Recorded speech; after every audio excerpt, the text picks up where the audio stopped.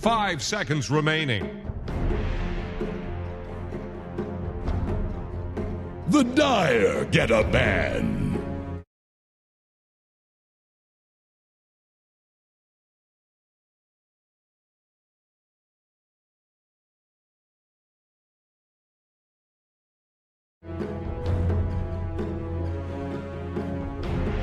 Ten seconds. 5 seconds remaining.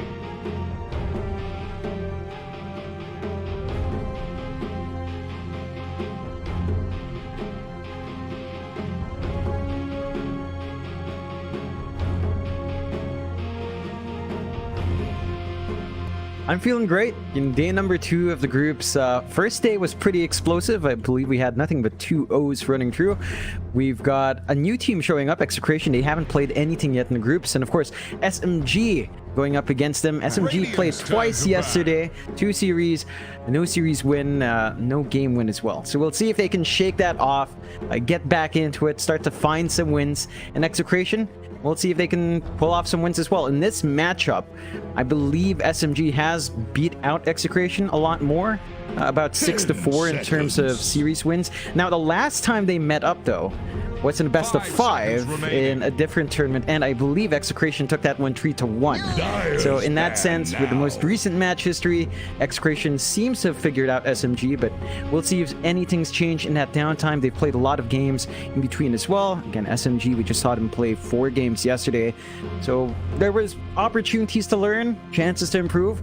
We'll see if any of those lessons carry over. 10 seconds. 5 seconds remaining.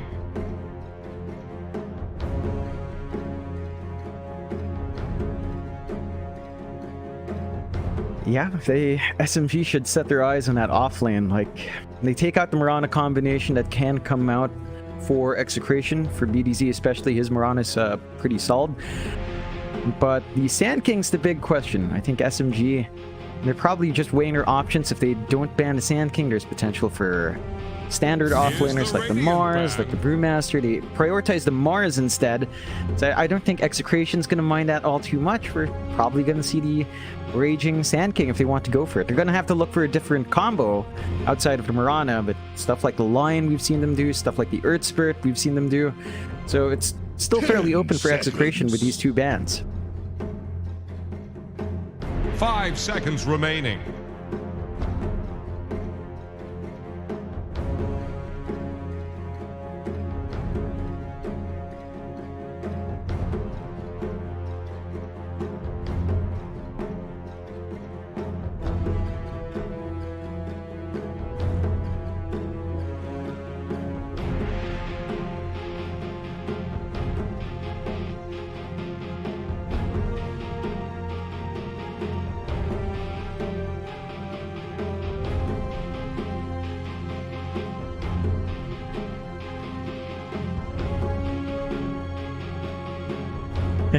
Dire's turn to pick. Radiant's turn to pick. League's assassin.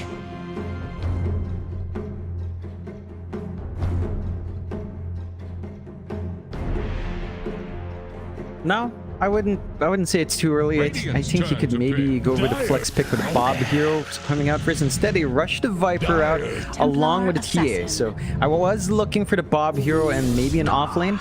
Now it looks like they've kind of hammered out. And SMG go back into the Darkseer Nyx combo that we've seen a ton of as well. You get so much value from Vac Wall combinations with the Impale coming through from Nyx. Once you build the Ags up in the Nyx, Spike Carapace into the Vac is also pretty good. So you've got a lot of good combinations here on SMG. The lane is pretty solid as well, but Execration, they're hammering in a fairly solid start. Like, they have this big win condition on Bob. They've got a very stable sort of offlaner on the Viper here. And this is exactly how Execration wants to play when they get this big core for Bob. They just want to have heroes that buy him space. Viper doesn't need too much farm. It can show up to these fights early on. It can help you take these early team fights. And Execration will just kind of draft around that to give the TA the space it needs to really get the Dragonlance Deso Blink up. Dire's ban now.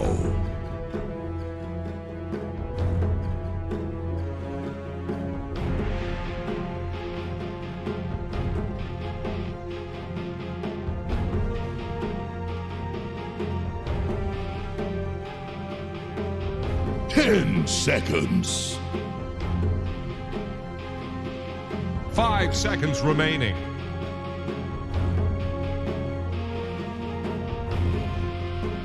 Yep, it would give you stronger lanes in the support. I just feel like if you are running the pause 5 Viper, you're going to need a little bit more control on your 4 and off lane. So we could still see the Sand King come out. I think the Sand King Lina would be a good way to get that done. Maybe something more stable in the 4 though. A line could also work if you want to go that route. Gives you a lot of burst damage with a Viper on hand as well. Either way could work. Viper support, you do have to really work your first man pool. I think that level 1 to 2 is super important for the Viper to just get the harassment out. It's almost like a bristleback in the sense that you just want to quilt spray the wave down and quilt spray the enemy as much as possible with your first man pool. Same thing with Viper. You need to spam the poison attack, or if you do go Nether Toxin, somehow get the Nether Toxin on a range creep secured every time. Execration do go with the Enchantress, so they look to be hammering in their pause 4 or 5. There is flex with the Enchantress on 2 support roles and the Viper on the core or support role as well. So it's a fairly open-ended draft from Execration, and it can kind of choose to flex around. The beauty of the Enchantress, as we've pointed out before, is that Execration can now block camps. With the Enchanted Creep, easily just dip into that enemy jungle and, you know, take away some farm, take away some space that SMG might try to build up. So you've already got this disruptive support that can keep track of the economy of the other side.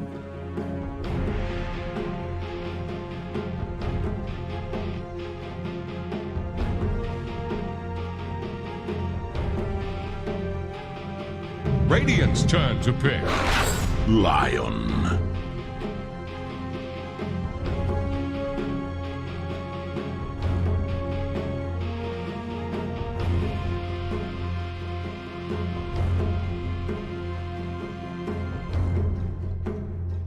Ten seconds. Dire's turn to pick. Clockwork.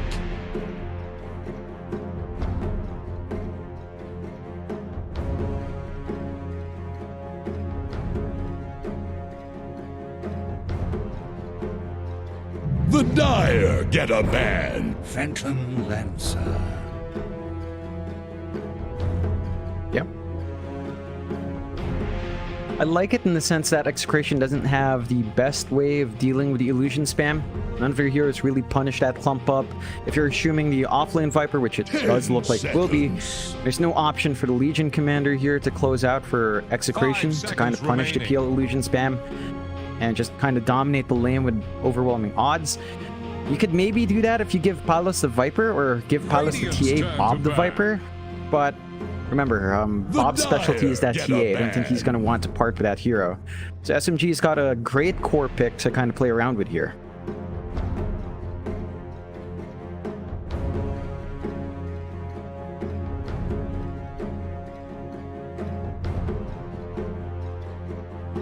Ten seconds. We all have those days, Mike. You know, it happens. Radiant ban. Yeah, Dire's turn to pick. Radiant's turn to pick. You could learn to cut your own hair. I'd love to see the result of that one, Mike, if it does happen. Still, SMG, they close out with a Doom here. No hair problems for him, Michael, just all horns. And that's an interesting way of SMG closing out. That should be our Doom versus TA lane on mid for Moon. For the TA, it's not too bad, but the Doom does have ways of burning through refraction. Not really the focus of Doom. You tend to just focus in on Devour, getting your farm, getting the Midas up, running around, getting built up. From there, it could lead to a slower pace for SMG if your Doom and your PL are both farming, but I think you can still play around the timing of the early levels of Doom to look for those opportunities to hunt down and get some kills. Primary target here in this game should be the TA. Just Doom her up. She's not going to do as much in the middle of the fights, especially when she can't spam her refraction.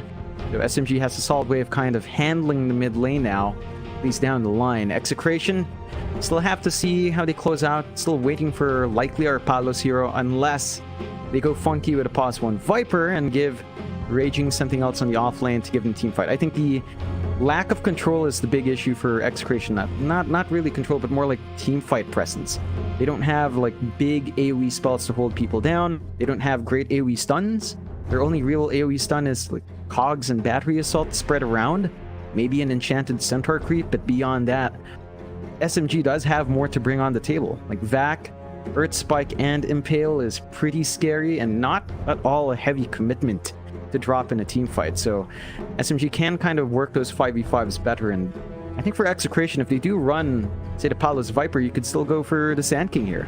It's maybe you start flexing around there, run the Viper, save Clockwork 5, and Enchantress Sand King dual lane on the off.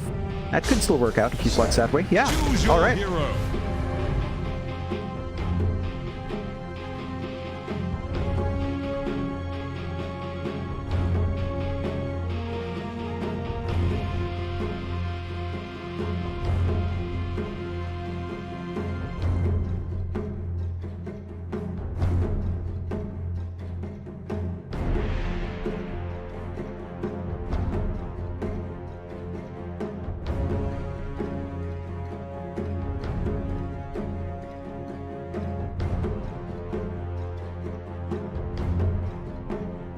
I'm gonna lean towards...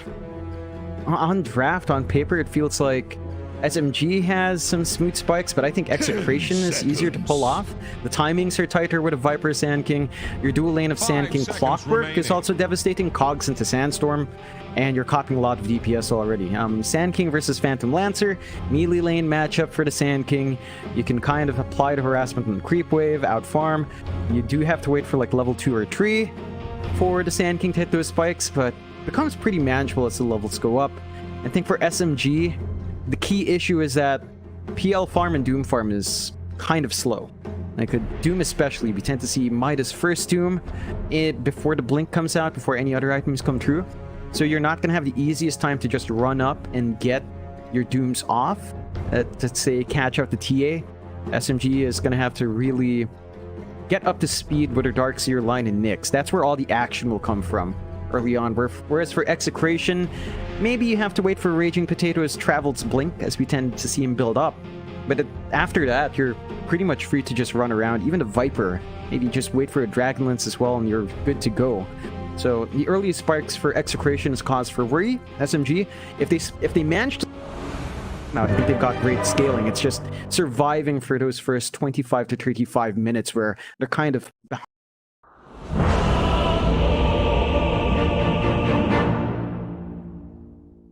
Yeah, I'm here.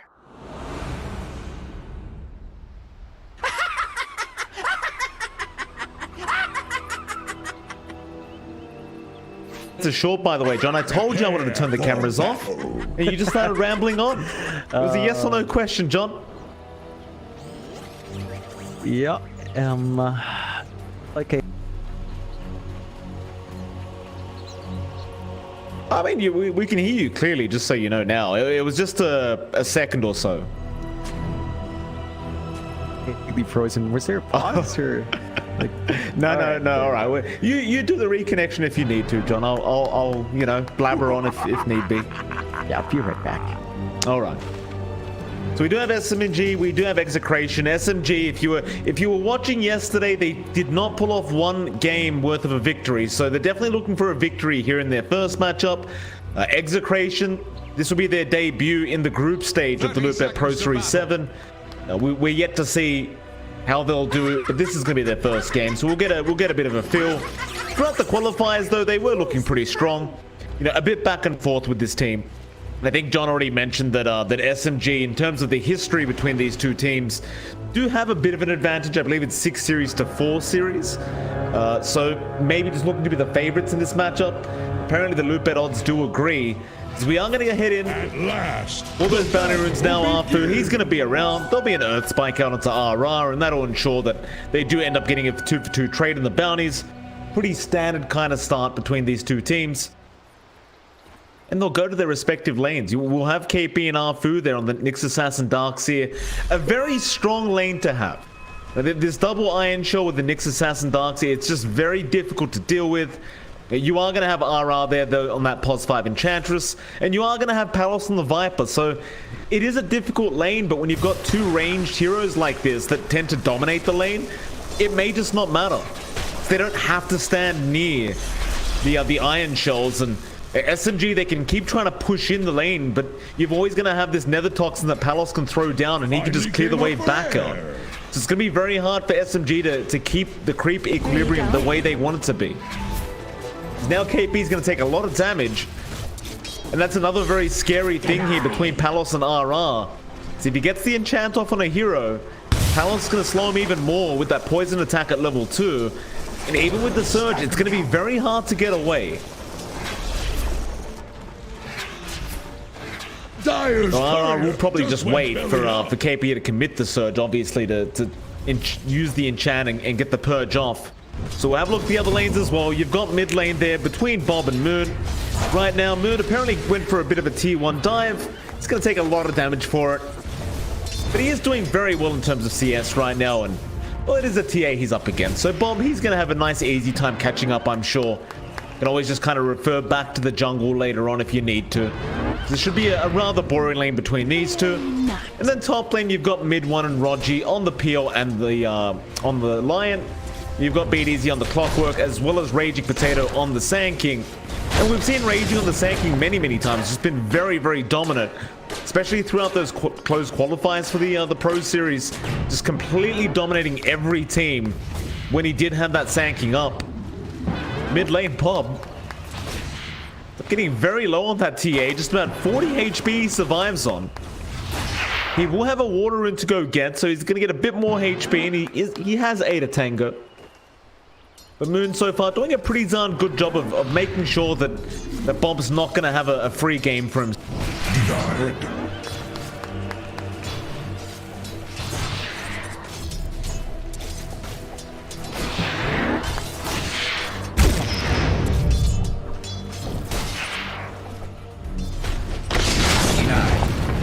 Top lane, even mid 1 having a very good time as well on that PO right now. 12 and 3 in terms of CS. Raging, not able to do too much right now.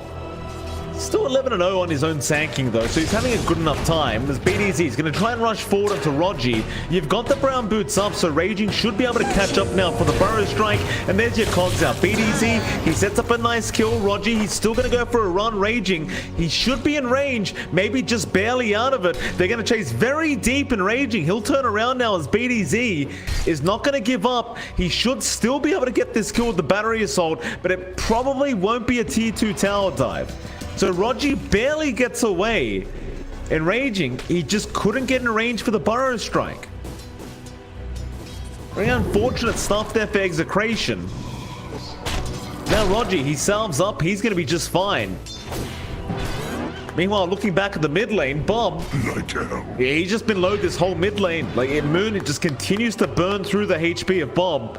He's got the bottle up, but he's out of regen, and he should still be able to get the bounty rune and just fill that bottle up anyway. Looks like he is going to be just fine. In fact, Bob, he has overtaken Moon now in CS, which again is to be expected from a TA, because you can just farm the side stacks in that mid lane. There's not really much that Moon can do about that. BTS does actually take the water rune away from Moon, and now he's going to go for a bit of a chase, but he might need to run, as he's only got the level 1 battery assault. He'll try to go through the Roshan fog. The Earth Spike is there. Rogi stuns him up, and BTS is not going to be able to get out Moon. He'll take the first blood on the Doom. That's not very great news for Execration, giving the Doom even more gold, but that is exactly what happens.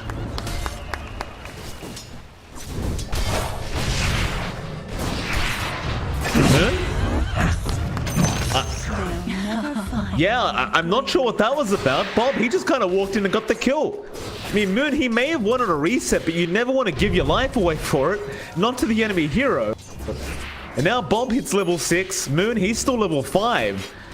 Very confusing little play there from our Doom, is now Raging. Top lane is copying a lot of damage underneath the Sentry Ward. He'll try to run the other way, but mid 1 should eventually be able to Phantom Rush and get this kill. And Raging, he has nowhere to go, so he will end up dying. And now mid 1 tips him back. So there you go. Moon cops a tip. Now Raging Potato cops a tip. Need some friends.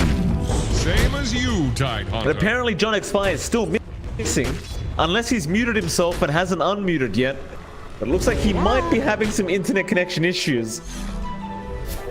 So we'll have a look back down to the bot lane now. In fact, no, never mind. Moon. Oh, Moon. A secondary death on the Doom now. Bob really starting to take over now. 2-0 on the TA. And Bob, he's very good in this Templar Assassin. It's very hard to slow him down once he gets a good start going. I mean, it's just hard enough with the hero, let alone Bob playing it. It's now Arthur trying to make sure the power rune isn't going to go the way of Bob, but it is going to be top the rune spot anyway. It looks like BDZ will be there to protect that power rune as Bob is going to clear out the creep wave. We'll go right after it. No problems at all for Mr. Bob. And so far, I really like the way Execration's played this. Illusion. The only cause of concern is the fact that mid one is farming very well on that peel. But the thing is, with the draft of Execration, you don't really care so much about that because you're looking for that mid-game snowball timing. As Bob, he gets another kill onto Arfu this time. A massive kind of group up in the mid lane, a big Earth Spike out with the vacuum. RR's trying to run, but the Iron Shell should take him out, and now Bob will be chased down, but he has plenty of traps around. In fact, he'll turn now back on Orochi. He'll get a double kill, and he should be just fine to walk out. Moon, he doesn't have the Doom up yet. He's still level 5. Meanwhile, Bob is level 8. That is a 3-level disparity between the mid lane. That's a big problem. But the side of SMG, that's a huge problem. Because now Bob, he's going to get a full bottle refill. RR even gives a tango over to Bob. This Doom, I mean, you kind of expect him to be ahead in terms of net worth and XP. He has the Devour and he's almost maxed it out now, but it just hasn't worked out that way for him. Top lane Raging. Gonna try and, mid one was trying to go on to him, but Raging's just gonna burrow strike out, and it's like he might just reserve himself to go to the jungle for a bit. Try to farm up there instead. Mind you, he may be taking away farm from Bob, but it looks like they'll be okay with it because he just wants the Hood of Defiance up so he can actually lane against the PL. Meanwhile, Palos bottom lane does end up dropping. The KP secures the kill there onto the Viper. They do get a nice pos 1 Viper kill onto that Darkseer. So not all things are bad here for SMG. It's still a 4 for 4. 1k net worth lead for Execration. Tower is staggering. Again, I do fear with this mid-game timing. Hello, John X Fire. How you doing, sir? Radiant's bottom tower is under attack. Dire structures are fortified. Well, Bob's been dominating, John. He's 4-0 right now. He's, I believe, 3 levels ahead of Moon at the moment on that TA, which, yeah, I was just talking about how much of a concerning sign that is as Palos kills KP bot lane in this tier 1 mid tower. This is something you really don't want to lose this early, but they've lost it, and now Bob, he's going to rush forward onto Arfu. It looks like they've probably got the Nyx Assassin. He'll try to run, and in fact, he is going to make it. It all boils down to that faster pace we were talking about from the draft. Like this lineup of Execration dual lanes they had just enabled them to run around a little bit more, and they find a kill on BDZ, where he's scouting around the jungle looking for mid one. But just the fact that you lose your tier 1 mid, sub 10 minutes, you're not getting a tower trade out here from SMG. They are going for a bit of a rotation. Moon does not have Doom leveled. He is pocketing it. He does grab it now. Palos does get caught out. They're going to commit the Doom for this on the Viper, but he has TP rotations. I don't know if they're going to find this kill, and even if they do, it might cost them too much. Moon, he's forced to TP. BDZ, he can't get in range for the stun, but Arthur is going to be left behind. And if they realize this, there's a free Nyx Assassin behind them right now as he's going to try and sneak his way through, but the pings are out. They know he's there. Or do they? No, they definitely do now. Oh my Arfu. Dire's top tower has fallen. That's your Doom wasted. Yeah. First Doom, they take the top tier 1. Bob just gets that done by himself. Again, the activity from Execration early on, it's just overwhelming SMG. The one upside is that mid one is allowed to sort of free farm in the jungle, and he's building up. He hasn't died yet.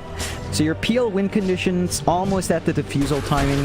You're probably still going to need the SNY before you're comfy in joining these fights because of the damage output a TA, a Sand King, and a Viper has early on.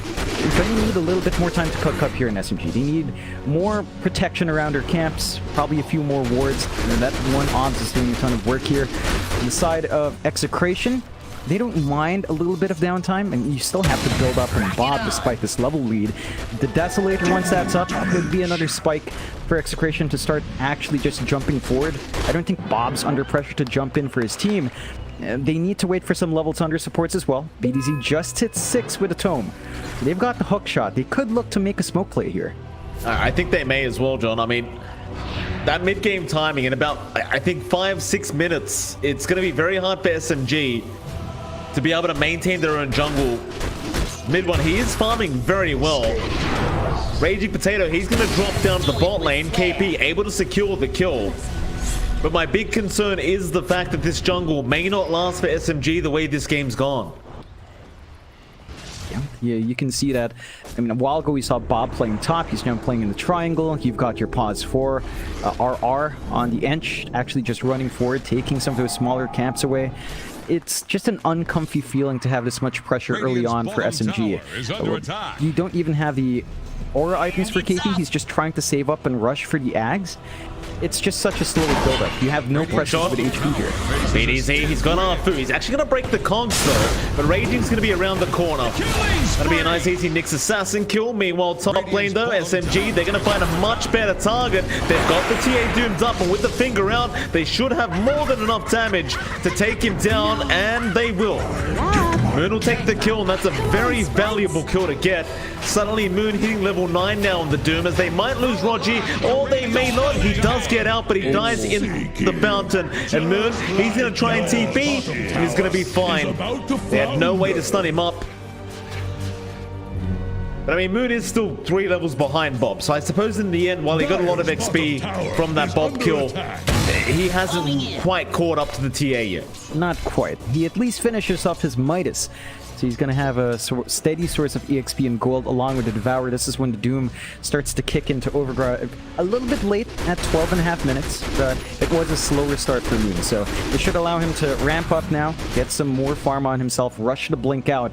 And once you have that Blink on Doom, you can kind of play with the Blink Centaur stun if you want to go that way. For SMG, and like the pressure starts to mount on Moon to make those plays. He needs to be ready to be active. Oh, hook shot off the mark there from BDZ. That would have been a pretty much a guaranteed kill onto Moon had they gotten it, but just off the mark. So just a 1k net worth lead, a very close game between these two teams. It's mid one again. He's farming very well on the PL, right? Like the Diffusal Blade's up. He can join his team if he needs to. He's going to go for the SNY next. I think once you've got the SNY, you can definitely start to apply pressure with the rest of your team if you wish. But Execration, they don't need anything. They can go right now if they wish, and they are. They've smoked up. Arfu, though, he's going to be around to break the smoke, but doesn't quite catch it yet.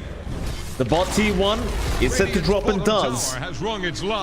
Execration. Oh, they're going to find RR. With the Iron Show, it's not going to be hard to kill him off. He'll try to heal through this. Meanwhile, Power's going to come in, and there's the epicenter. They got a Burrow Strike onto KP. They've got the Darkseer down. RR, he actually survived. With all that heal out, they just couldn't kill him off. Hookshot's there now. They've got Moon as well on the Doom. Mid one, he wants to try and join the fight, but he just can't right now. Arfu's down. Moon is going to get chased, and looks like he probably will just burn out, and does. BDZ gets him with the Rocket Flare and the Urn, and it looks like they may have even found another. Roger, he's going to dust up. Mid one will turn around and try to get some damage up, but the rest of the team are making their way over, and they can't kill Raging Potato. He's going to be just fine. And that is one cause of concern, right? Like mid one, he feels like he needs to join the team. But you look at Bob on the other side of the map, he's just been farming. He's not even flinching when his team gets into a team fight.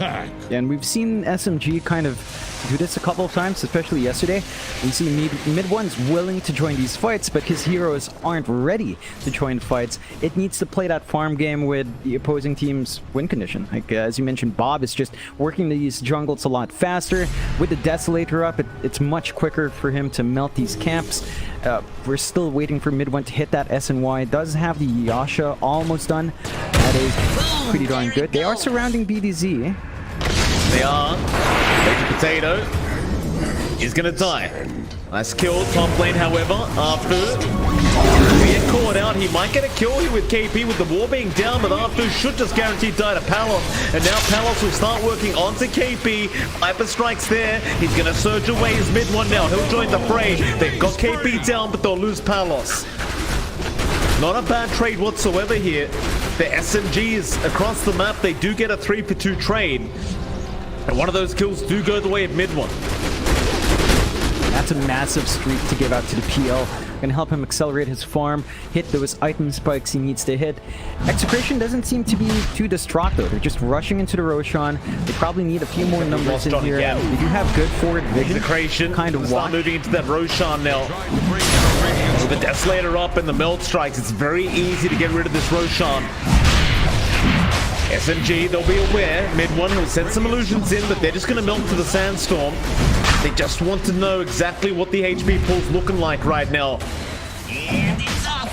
They're trying to bring down KP, you will have the vacuum, you'll have the surge, but it looks like they've decided they can't fight this. They don't really have a way of initiating. That'll be the first Roshan of the game going the way of Execration. Time to move. Yeah. Now Bob happily... Oh, hello, John. Hello. I actually can't tell when I get cut off, so you're gonna have to excuse me, but SMG, they give out the first Roche. They can't really fight in, as well, they didn't really have Doom. The Blink's up on Moon. They were out of position. Good vision coming out from Execration to kind of protect them there as well. And it comes down to who is dying on Execration. Like, yeah, you lose your Viper. He's worth a lot of gold. You don't really lose out in much because Bob is a lot bigger and he can help you clear objectives. So you still end up getting a net positive for Execration. You are still kind of working this map well. I think we should try to see Execration take some tier 2s. But if they stall out in the objectives, you do give SMG space. They're playing in that bot jungle well. They've got wards to protect in this area. They know where it's safe to farm now.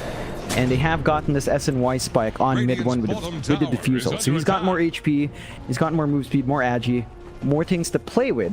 I think Execration needs to be ready to kind of start hunting again. BDZ. So let's put out Rogi. The shot is available. He's just waiting up. It does eventually go for it, and they want that line dip first. Rogi. He's gone. Nice easy pick off there for Execration.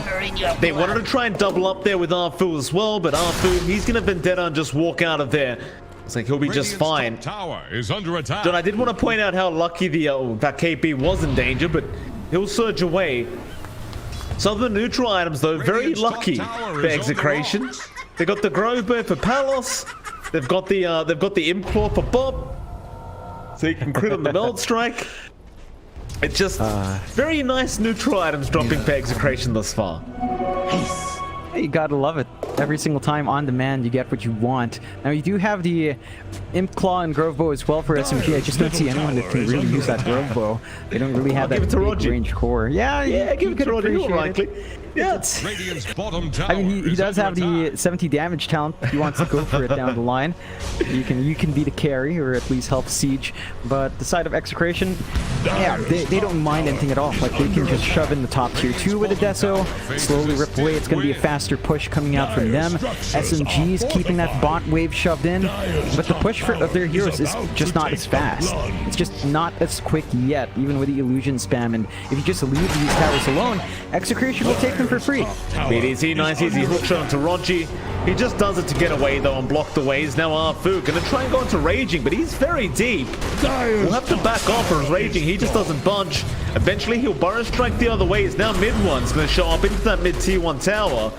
But in the meantime, they lost the top tier 2. And if Execration want, they've got pretty much all their ultis up. They could go for a mid tier 1 tower fight. If SMG do commit for this, it's only going to be some mid 1 illusions. SMG, they're going to back off. They don't really want to fully commit, as they're not aware where Execration is because they lost their top tier 2. They know there's potential for a smoke rotation down through the mid lane, to the opposite side of the ramp. Easily cut them off, cut off their reinforcements as well. They are trying to maximize Afu's scouting potential with Vendetta. The issue with this lineup is you do have the Iron Shell Vendetta combo, but you don't have anything else. You don't have that global presence we tend to see with, say, AA, with Invoker, and you don't get to just gank anywhere on the map with Nyx. He needs backup. He probably needs a line to run around with him and Raji. he has to use his body to protect his cores. So he's just standing around the jungle, keeping track, making sure that if there is a jump forward, he's the one to die, not mid one, not Moon.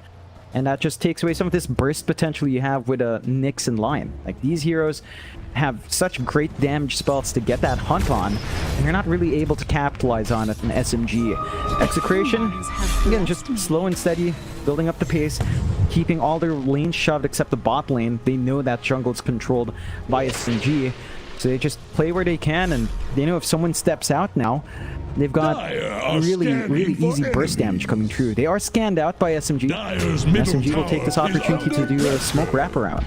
But they will. See if they can find anything out of this, though. It's been a bit of a tough start for them, but well, they do feel like they can maybe take this team fight. But this is the timing of execration now, so it does feel like they're going to be at a disadvantage unless they get a massive vac wall and a nice Doom target, perhaps onto Bob. He does have the Aegis still up, though. Maybe just about to expire, but Raging.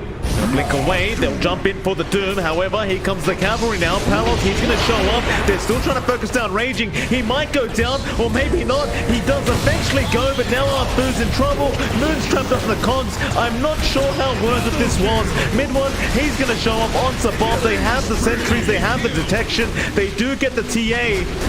And Bob, his Aegis wore out. So very nice timing here from SMG. It's still a 3 for 2 though. Mid one, he needs to clean up. Hook shots there from BTS. They'll still try for the chase. They go onto Palos. They'll get the Viper down. And mid one, he's making it worth their while. He'll keep diving in for more. Onto RR they go. Cogs are down. Mid one, he'll go right through them now. Back in onto the Enchantress. Heals are out. Can they actually kill RR? Not quite. He's alright. Yeah, I mean, but still, it ends up being decent. Yeah, you've got issues managing that PL. I think that's what this lineup really boils down to from Execration. They can kill off everyone else, but once mid one's willing to commit his body forward, you don't really have the best AoE. Losing out on Raging was the right target for SMG, just because he's probably their best control for that wide AoE. He's their best way of handling the illusions, getting the caustic finales off, trying to get the chain stun and sandstorm going.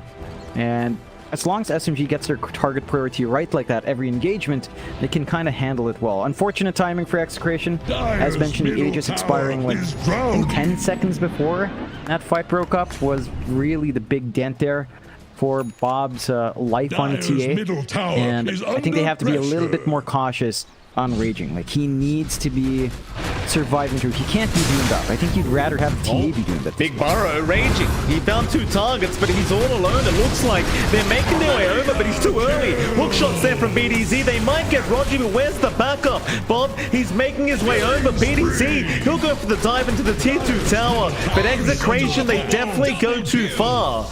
And they just gave a double kill to mid one. Yeah, it's starting to turn around in SMG's favor now. This PL is now bigger than the TA. You're hitting the item spikes that for the PL to kind of handle this lineup. Going for the Scotty next on mid one, just more stats to eat through the damage flying out from Bob. And of course the slow, the healing reduction is great, especially against that Enchantress, which has been an issue. I think the side of Execration need to keep playing as a team. They can't afford to stream in one by one. No, they're going in onto that Enchantress now. Alright, he's going to try and survive, but no, he just can't do it. Mid one hitting way too hard on the PO now. In mid lane, who else have they found? Moon. He's going to try and find a target, and he does find the big one. He's got Bob on the TA. The real position one here is the wall. It is not on the mark, but it won't matter. They'll still take down Bob, and now Palos. He even shows up on the Viper to try and help out. He is certainly dead, but a Burrow Strike epicenter. Is it going to be enough? Mid one. He drops very low, but not low enough. They have the double impel. They have the finger. They'll throw everything out. And now another tip from mid one. Onto Raging Potato. No mercy. They'll go into the mid-tier 1 tower. In Execration, it's looking like a very tough game for them now, John. They've missed their timing. Just keeled over. Yeah, they took it a bit too slow. They gave out some kills they shouldn't have earlier on. And this is the moment we were talking about from the draft. Like the 25 to 35 minute mark is when SMG's lineup is ready to run and gun. When execrations sort of taper off a bit, especially if they don't win out these fights. Now you've got a 6k lead in SMG. Mid one, the Scotty's pretty much done and flying over. And that's such a massive spike for a PL. So much HP, so much damage. You do not have enough to kind of spread over the illusion spam. We saw our Sand King going. We saw Raging just commit the epicenter onto mid one alone. Not enough. They just don't have the hold. They don't have the counter to the PL. And they keep getting caught one by one. Like Bob getting doomed up this time just cost them. They need to stick as a team here on Execration's end. They can't afford to kind of slow down and just go back to farming once more. They're losing out to Doom Devour Midas. They're losing out to a PL who just won't die. I think Execration still has a lot of ways of fighting, but the execution has to be so much cleaner. I would have to agree with you there, John. It's been very, very messy from Execration, at least from what we saw in the close qualifiers till now. Just not the same team we're looking at almost. The SMG, they're doing a great job today. And that's definitely great news for them because they need some points on the board.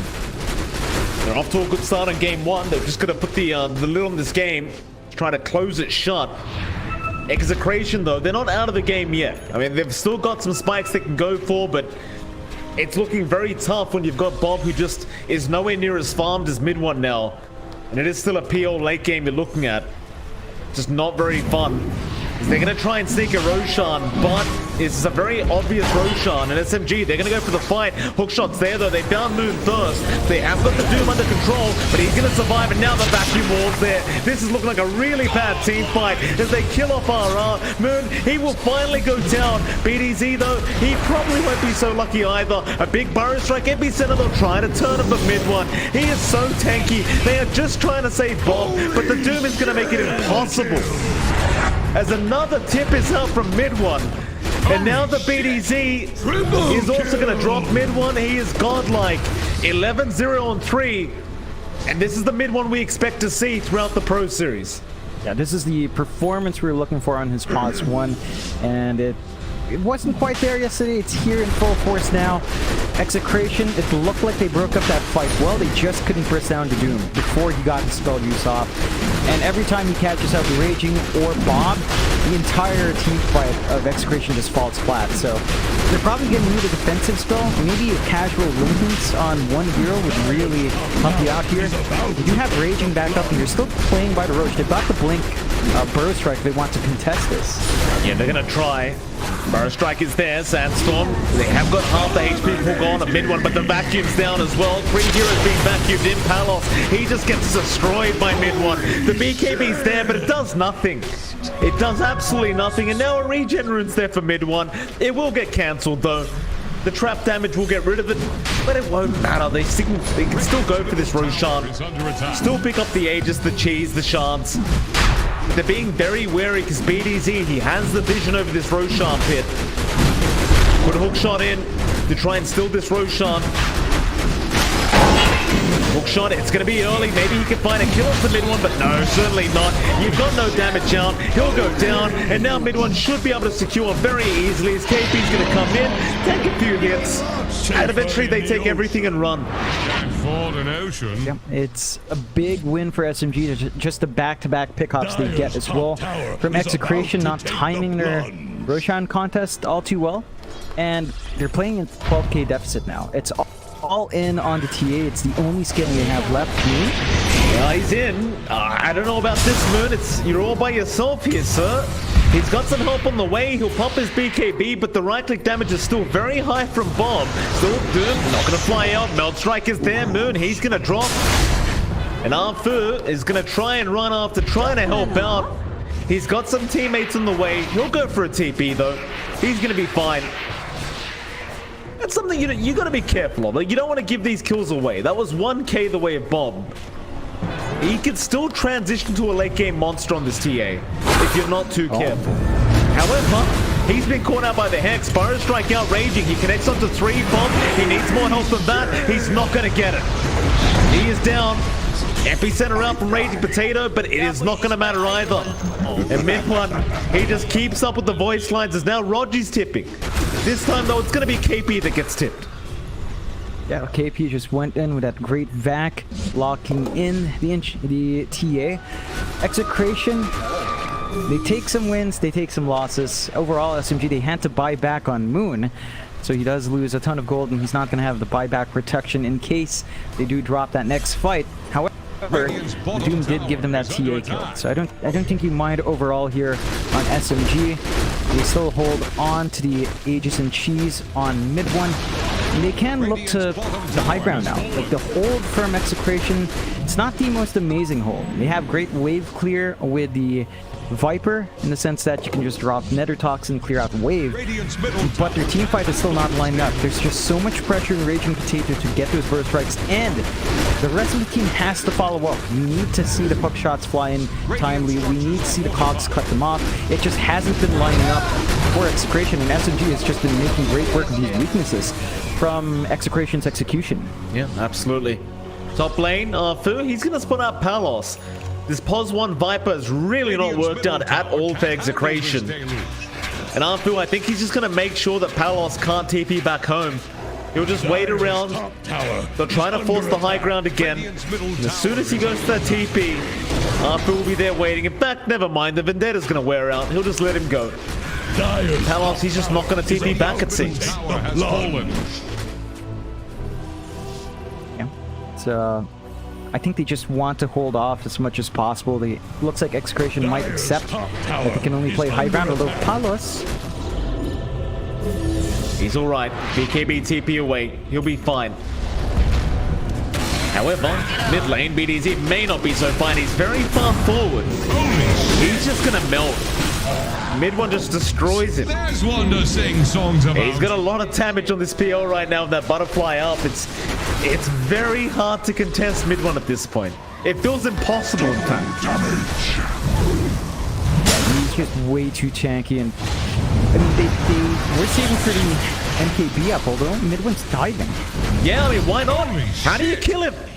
How do you kill this man now, Johnny? You can't. Oh, there it is. There you go. Mid one learned some lessons yesterday, I see. The tip game, the stickers, the fountain diving. Mid one, I love what I'm seeing. Keep up the good work, sir. Welcome back to Southeast Asia. He's learned the ways, John. He's learned the ways again. Yeah, I wouldn't say learn, I'd say remember it. He's remembered his roots, he's embraced the culture, and he's going for more dives. Oh, that's a great double as well. On the burrow, he avoids the stun out. Ara is going to try and run. They'll go for a fountain dive in. Ara looks like he'll decide the Shaz's mid one. He gets a double in the fountain. Does he want to go for more? You bet your ass he does. After raging, no. He'll go after Bob. Epicenter's there, but a triple kill out for mid one. Oh, you know yesterday hurt John. He wants his vengeance, and unfortunately Execration are the ones that are going to cost it. Doom is out. He's done right in. Raging. He'll go for the sandstorm. They are trying to kill off this TL, but he's just man fighting. He'll find another. He should die now and does, but that is just going to be the Aegis. Epicenter out. Hook. Oh, it's off the mark. They mistime everything. They mistime absolutely everything, as now they're going on to Bob. That's a rampage for mid one. Now a massive impale out. A triple rampage. How many rampages does this man want? How many more? Give him another one. Give him another one, John. Oh. He puts the loser sticker down. That's it. Is there any mid one downers in chat? Speak up. Oh, SMG. I mean, all of that. 25-0.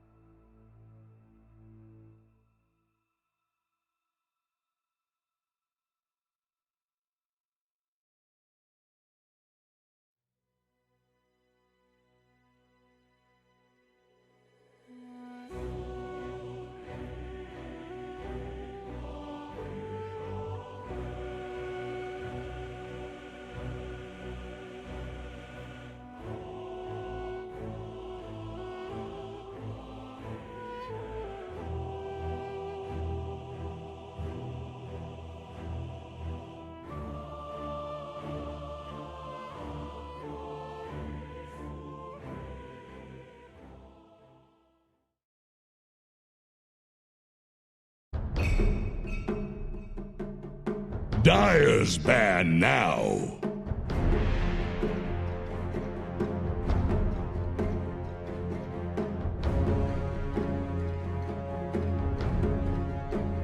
Radiant's turn to ban. Dire's ban now.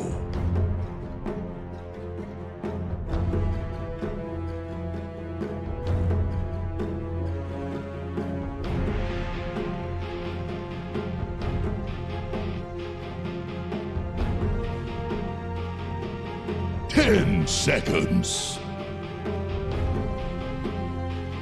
5 seconds remaining.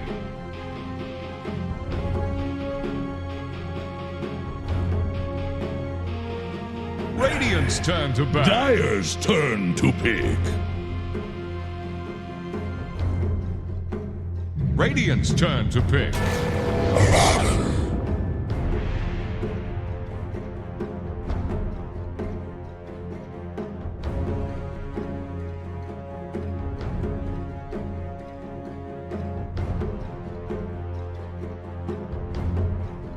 10 seconds. 5 seconds remaining.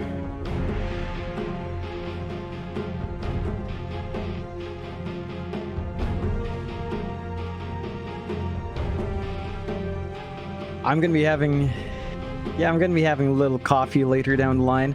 I tend to like it a bit later, you know, Mariana Senna-ish, like 4 o'clock, 5 o'clock. So just a cup of coffee, a little mate as well.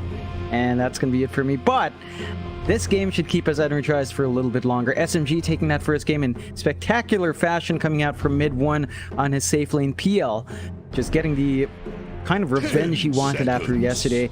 Really popping off with what looked to be a quad rampage coming out for him. We'll see if he can repeat that performance. Execration, they looked good early on. It just fell flat in execution. They were getting doomed one by one. They were initiating one by one as well. The follow-up was a bit too slow. We'll see if they can fix that up here in the second game. It is a best of 2. So if SMG can get a 2-0, they start to bump up their points a bit and start climbing up in group stage. Expiration, this is their first series in groups. They want to start off with a 0-2. So we'll see if they can, again, shake off the results of game 1 and kind of turn things around. We have the openings of the drafts already running up here. SMG picking up the Grimstroke and Brewmaster. So going back to a very solid sort of offlane / pause 5 that SMG can run. That should be our KP hero, but again, we've seen that on support multiple times as well. So it's fairly open for SMG for Execration's part. They go into the Abaddon, which is a great source of sustain, a great way of dispelling your cores with the shield as well, and they go into the TA once more. So they feel really comfy with a Bob TA. And we did see Bob really dominate that mid matchup versus Moon. I don't think the issue was in laning, it was just down to how the team was playing together as the game went on. So I would like to see them kind of play around the TA a little bit better, back up Bomb a bit more, and initiate for Bob. You don't want the TA jumping in first, especially if counters like the Doom do come out, and has to be someone else copying those big spells. Dire's ban now.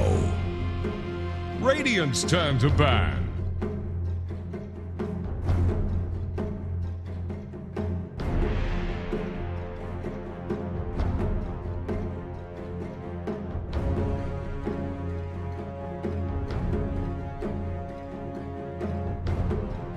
Ten seconds. 5 seconds remaining.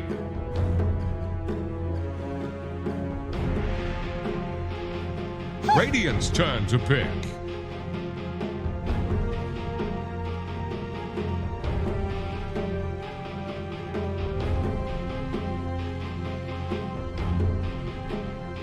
Dire's turn to pick.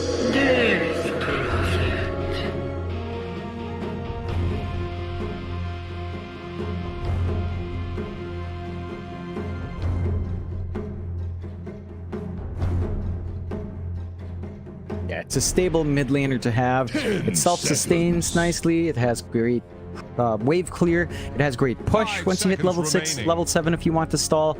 And gives SMG a very solid foundation to kind of time themselves around, so they can actually go for those tower trades a bit quicker. They can pressure the mid tier 1 if they want to, and buy space out for mid 1 on the map that way. It's not very farm intensive as well, so you can expect Moon to take a more active role. And I think the most success we see from Moon is when he does take active positions on mid.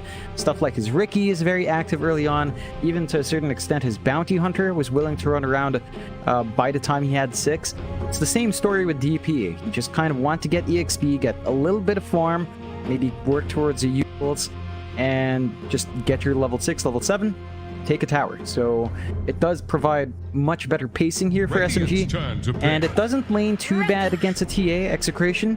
They will go into the Hoodwink pickup, which gives them great control. Kind of want some follow-up in that. SMG do go with the Darkseer, so it should be our Brewmaster support now. They flex it off. It is probably your pause 5 or pause 4, probably pause 5 here, but you could go Brew Darkseer, could be nice as well, but Grimstroke's pretty good. 10 seconds. 5 seconds remaining.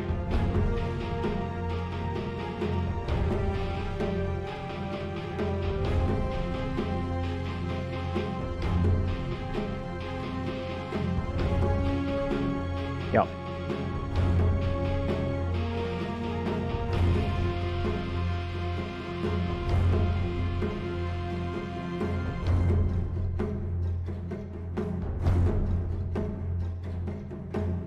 Yeah, it's an obnoxious lane coming out from SMG. Just running the Brew Darkseer. It's very hard to zone out a Brewmaster as well. He has ton of HP, decent enough regen, just like an Ogre. So you can just run up, apply the harassment, maybe wait for your level 2, level 3 spikes. That's when it really gets deadly, but early on it should be fairly annoying for Execration as well. Execration do manage to pick up the Brood Mother for Raging on the off lane, so they've got their own annoying lane coming out. We have seen the Brood Mother fall flat a couple of times as well. You definitely have to get your early spikes going, shut down the jungle ASAP, and really work towards clearing some towers quick. So it's like the counterpoint to the DP. The DP wants to push, you want to push as a Brood Mother. You have more uptime on your push because you rely on your Broodlings. SMG do have good ways of clearing out those Broodlings though. Grimstroke's already there. You've got the DP with her Crypt Swarm. Even a Brewmaster, if the Brewlings come up to harass him, can kind of clap them off. And the Darkseer with Iron Shell. They have great ways of stopping the army from being a massive issue. You can't really just micro away the Spiderling with Iron Shell on it. It's just really tricky when they're all clumped up.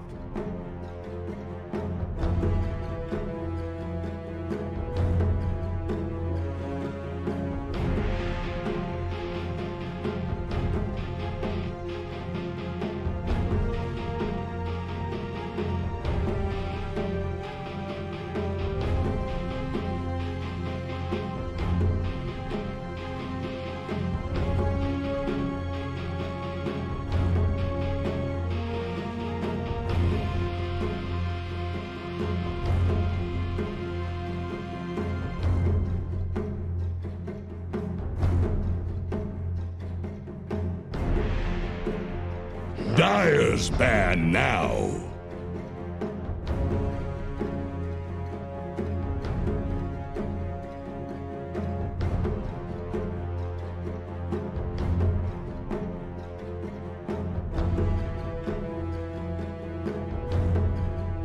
Ten seconds. 5 seconds remaining. Here's the Radiant ban. Yeah, it's not going to be the easiest Brood game here for Raging. I think the one thing as well that worries me on Execration Straff is that they don't have the best team fight. Their team fight control, very lacking. It's all down to Hoodwink with a Bushwhack. You can maybe get a couple of good slows from Brood Mother, that's it. They don't have the control, the same control that SMG has with the Inkswell, with the Vac Wall combos, with a Silence from the DP, so much more that they can contribute in these big fights.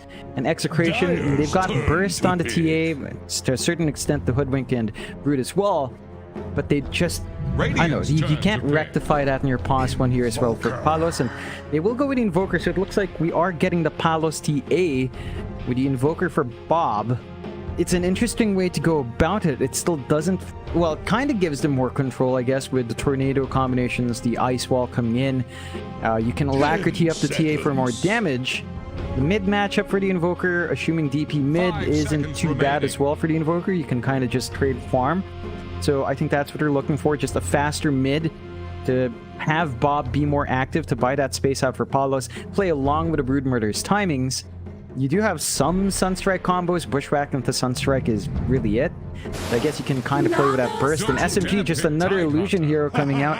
Naga coming through. And you still have the same issues. Execration don't have the best ways of handling all the illusions that can come out from mid 1.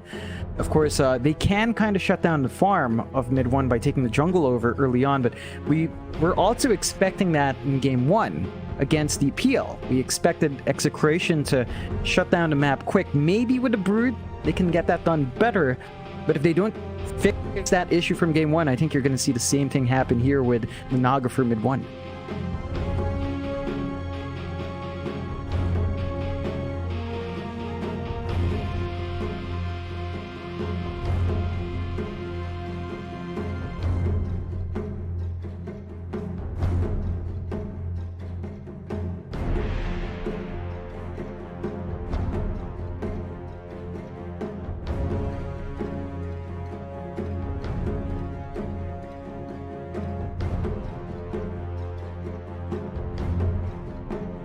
Yeah.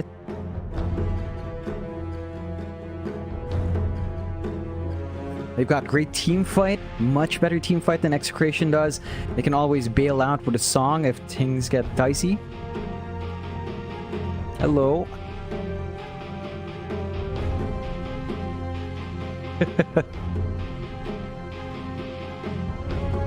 I think, yeah, SMG has the better draft. They've got better team fight, nice lanes to play with. They've got a stronger win condition in the Nagasar, and if the game really does drag late. For Execration, they have to execute a lot cleaner. It's all down to the issues from game 1, where they stream in 1 by 1. They can't afford to do that. They need to find the cuffs, and they need to have tighter execution on their side. So we'll see if they manage to get that working for them. SMG should be straightforward. If they just repeat the timings they hit in game number 1, no issues there. Naga's gonna be online. We'd probably use a Manta if you want to go that route into the Butterfly or Heart, and then you're just unkillable. Like, the lineup of Execration's just not really tooled to deal with the illusion spam once more. So yeah, Execration deals with this game, right? Like last game, a lot of voice lines, a lot of loser stickers being placed, a lot of tips flying out. Execration, you know, they're the kind of team that they want their revenge here as well. You've got to retaliate when these things happen, and we'll see if Execration can get a lead where they can kind of give it back the way of SMG in game 2. Should be a lot of fun to watch. It's always about the mind games.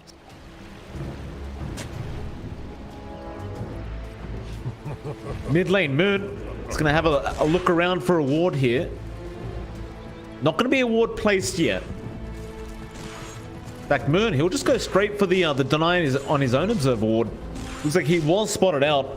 30 seconds to He battle. won't deny it yet. It just leaves it one hit away. It does make it very obvious, though, that it is there. It's almost like you may as well just get rid of it, but he'll try to get some value out of it before it does get dewarded. Now Moon will know that there's a ward somewhere here. The tower is hitting him. It's just a matter of where, and well, PDZ's actually getting a tip already. Mid 1, he is surrounded, but he is going to be able to run. And we're clear for running. Nagasaran, 330 movement speed. Just base movement speed without any kind of items. Execration, they'll get their 2 bounties, and SMG, they'll do the exact same thing at the top side. I'll move into the laning stage where you'll see KP there, along with Rogi. Of course, you will have Palos on the TA, and you will also have RR. Now, I talked about the Cinderbrew Iron Shore combination that can come out in this game. The only thing is, though, you do have the Aphotic Shield RR to purge that damage off, so assuming RR always has the Aphotic Shield ready, they shouldn't be able to abuse it too much. But it should still be a very difficult kind of laning stage here for Execration. I mean, Palos, he's not going to get much value out of the refraction this game, or at least not in the laning phase, and RR, he's always going to have to be at the ready with that Aphotic Shield to really make sure that they don't end up dying too early on. As it looks like we are going to have a bit of a lag call, and Bob is going to have a quick reconnection. Hopefully John has a quick reconnection too, because apparently he's still missing. Maybe it's a Philippine internet kind of thing right now. I'm not 100% sure if there's some bad weather going on. Seems like a lot of people are being affected at the moment. So we'll have a look at the other lanes while we have a chance as well. Mid lane, you've got Moon there on the DP, along with Bob and the Invoker. Again, Moon, he does tend to favor playing the DP over any other hero, it seems. And, well, for now, he's going to be ahead in terms of CS. Bob, he's going to be playing the Quas Wex Invoker. Pretty standard stuff, just wants that added team fight. It is going to make it much more difficult to secure those CS, though, and secure those denies against the DP. But he does just want the team fight for his team. The Siphon's going to come out from Moon, just a bit of harassment underneath the tier 1 tower. Bob, he's going to be just fine. And of course, the final lane we haven't talked about yet is going to be the bot lane, where you've got Raging Potato on the Broodmother, you've got BTS on the Hoodwink, they are going to be against mid 1 on the Naga Siren, and of course our Fu on the Grimstroke. And it does feel like mid 1 shouldn't be too much of a disadvantage here either, right? Like, you've got the Riptide up, you have the illusions as well, so if they try to dive you, you can just kind of turn around with the illusions and the Riptide. And if they're not too careful, you can just shred through heroes. So it could be a very dangerous predicament if Execration do get caught with their pants down this off lane. Yeah, they've got to be fairly cautious. I apologize for the internet issues. I saw my phone overheating and it disconnected. Yeah, that's what I'm dealing with right now still. My goodness. Everything's going wrong for you, huh? It's one of those days, but it's all right, all manageable. But yeah, Raging has to be a little bit more cautious, and this is a lane matchup that mid 1 doesn't mind too much. You still get annoyed by the Bola, but it's not a massive threat. And for the most part, mid 1's off to a fairly decent start. So he's getting his farm done, not being pressured as much by the Brood. And we need to see Raging hit those level spikes. He needs to hit 6 fast. He needs to get that solo EXP. In that sense, you're doing your job here on BTS. He's just staying away from lane as much as possible, staying level 1 on the Hoodwink, just going all in and giving the Broodmother what it needs to really start and take over this map.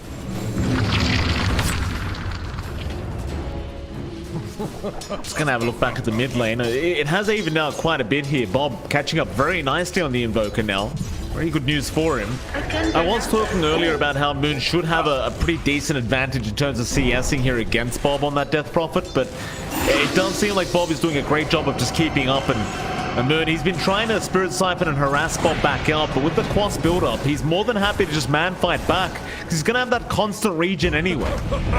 Top lane, though, RR going for a very deep dive, and he's going to get punished for it.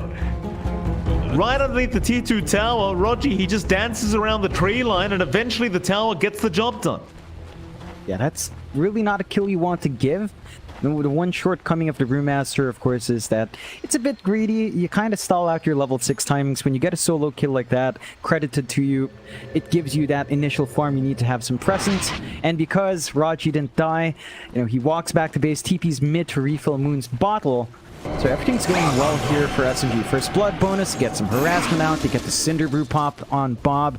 Gonna have to be a little bit more passive on mid just for a bit. And you are getting pretty much all the starts you'd want to get on SMG's end. Like, the only lane going nicely for Execration is Palos' lane. They have managed to at least zone out the Brew from getting that Brewmaster Darkseer lane from really running. So you're not seeing that big tanky hero run forward. The Iron Shell, much more passive for KP. And that's exactly what Palos wants as the team on the stage. Yeah. Now, I was kind of talking about this while you were gone, but the Aphotic Shield does tend to ruin the Cinderbrew Iron Shell build-up, so I was just saying, as long as RR has the Aphotic Shield up, you're always going to be able to purge off the Cinderbrew anyway, and it won't be too big of a deal here for Palos. It's quite impressive that Palos is doing such a great job on the TA, regardless of the matchup. I suppose you can kind of give credit to RR on that Abaddon and making it much easier of a lane for Palos. But I really didn't assume he'd be this far ahead in terms of CS, but that's exactly where he is. Yeah, it's one of those things with the TA. Like, it is a melee matchup, so lining up, let's say, if you were a side blitz for her,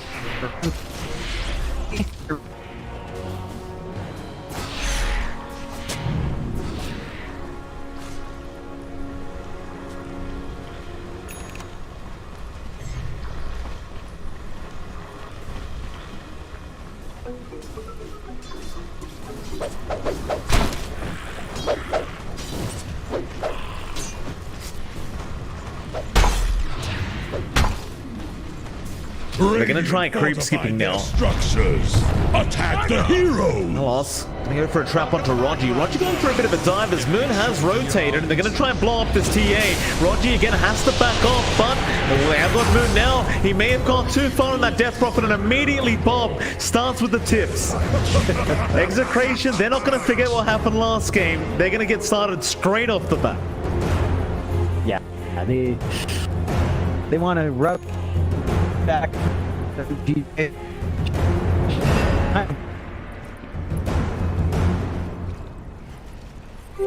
Invisibility. But I'm worth so much more. Tribute to my house.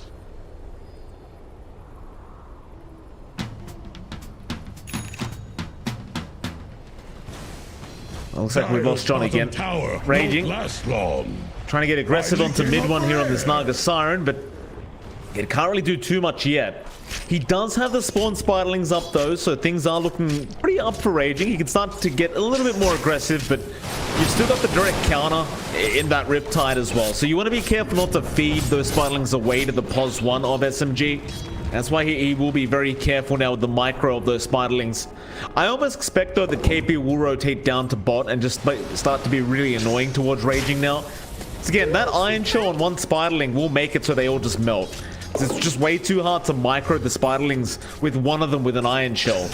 I'm pretty sure that eventually KP is going to make his way over just to be that nuisance toward Raging and make sure he can never really get this tier 1 tower push going. Before that though, it looks like they are just going to start taking these stacks. KP just a bit behind in net worth, so wants to take priority here on those stacks made in the triangle. You can always kind of restack it anyway for mid one of that Naga Siren, so it's not too big of a deal. So lines are being drawn out here from SMG. It seems like they want to try and make a play onto the Broodmother. But Raging again is being very cautious not to overextend. Yeah, he's just playing much safer. He knows that once he starts losing,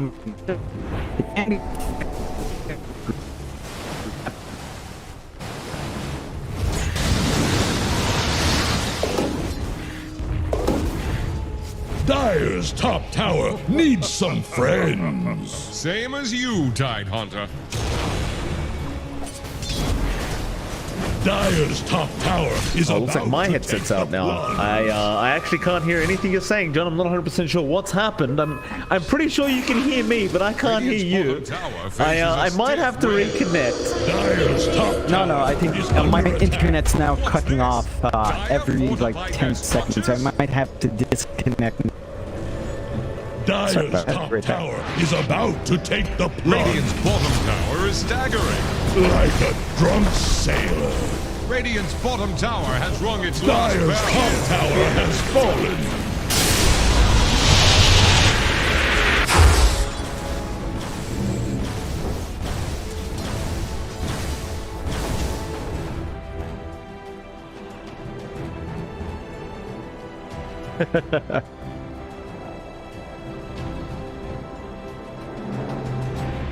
Oh, it's fine. It's fine. I don't know when I'm cutting off, because I just like Dota disconnects after my internet cuts off. So I can't tell when I actually disconnect, and I just kind of get lost in my thoughts. It's been a bit tricky. My phone's trying, my phone's trying, but can only do so much, you know. It's a very hot day. Tends to heat up quick, but it is what it is. I do not know. It's there, but it's like extremely slow. I don't know what's up. It was okay right before we went live, and then it decided to not be okay when we went live. You know, it's like, hey, let's mess with John today. You know, let's fool around with this guy. Just one of those things. Yeah, I mean, I switched out. I switched out. I switched provider. So this being the first time in like a year, it's actually pretty impressive. Still not ideal, because you'd like it to just not happen, but yeah.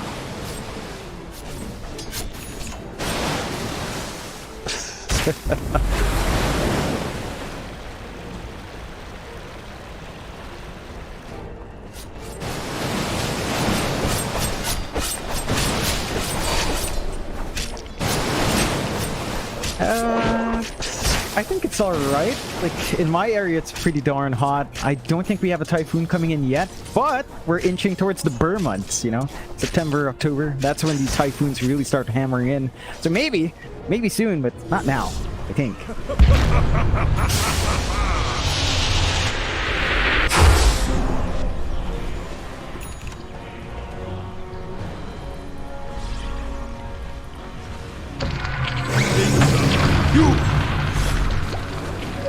Regeneration!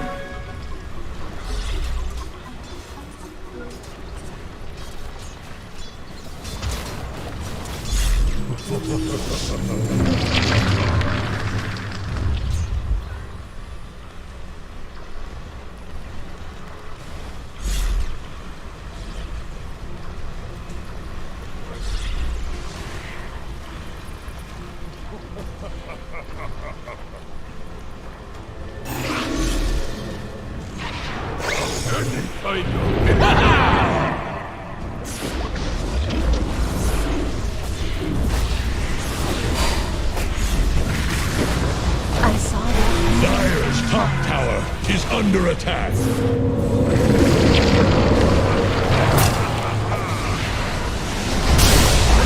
Dire's top tower is about to take the plunge. Radiant's bottom tower faces a stiff wind.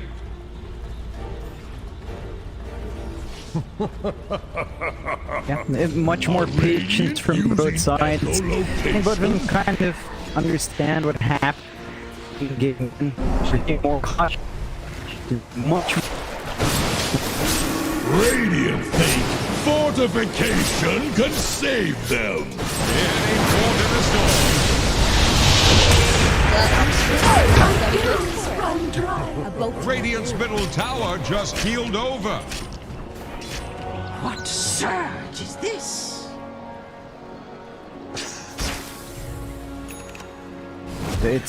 It's the one here you want to keep in check from Execration's side, and it's changing it up from game one, where we saw mid one just allowed to free farm, get a couple of kills early on. Not happening this time around.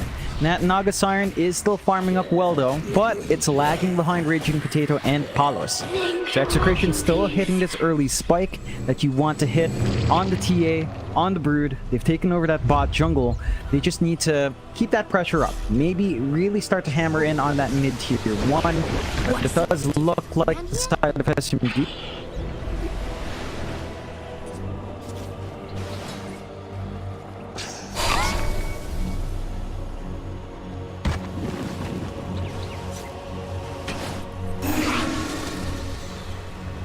Retreat to my house. Dire are standing for enemies. Dire's middle tower is under pressure.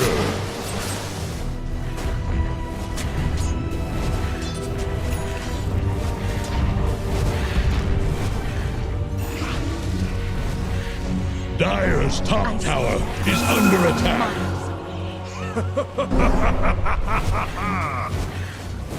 Yeah. And while just around, Radiant's bottom tower is under attack. Radiant structures are fortified. Dire's middle tower is drowning.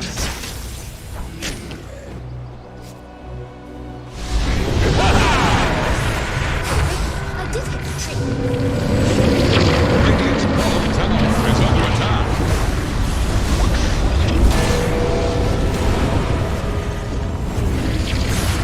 Radiant's bottom tower faces a stiff wind.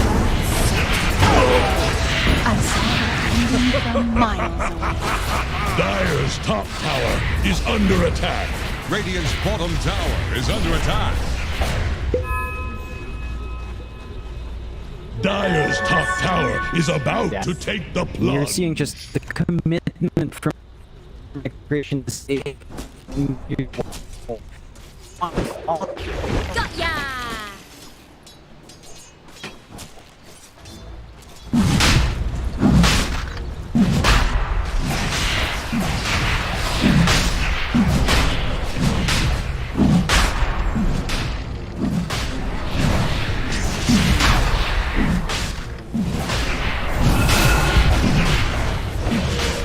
Just keeping it loose.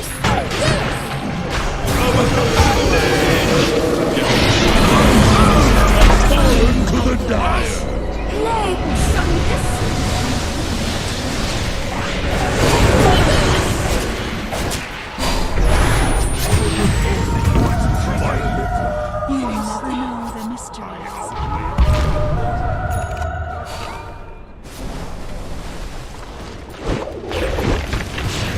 Killing spree! Double kill!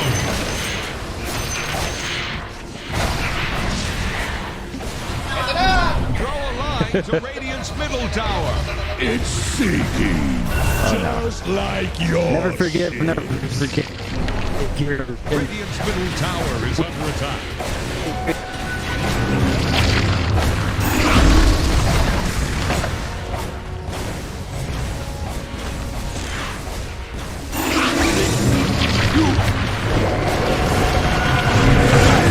Killing spree! Odin!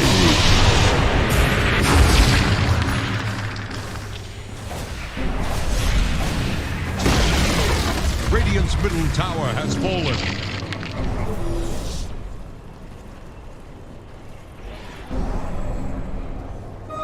What need have I for this?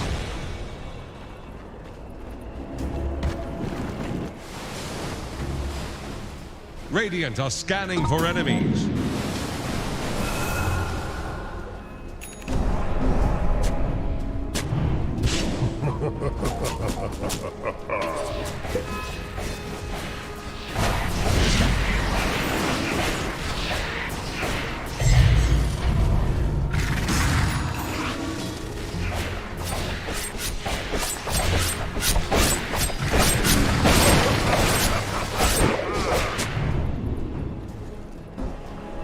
They're just playing it in tons.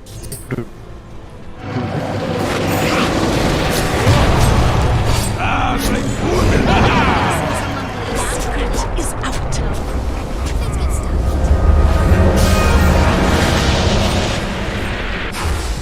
Dire's top tower is under attack. Radiant's bottom tower is still win. Miles away. Dominating! Own edge! I am easily distracted.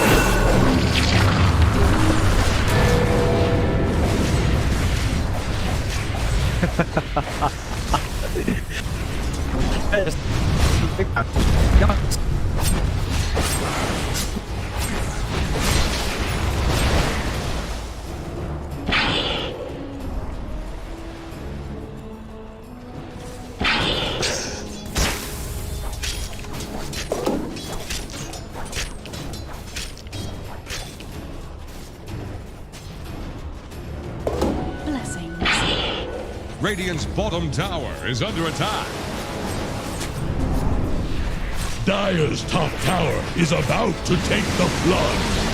Radiant's bottom tower faces a stiff Just such win. big items to Finally farm in a came short up span. rare. Radiant's Yeah. bottom tower has Well- fallen.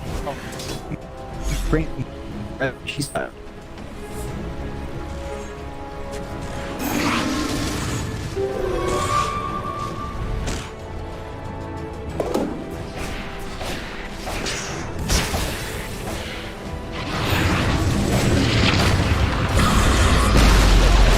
Radiant's middle tower just keeled over.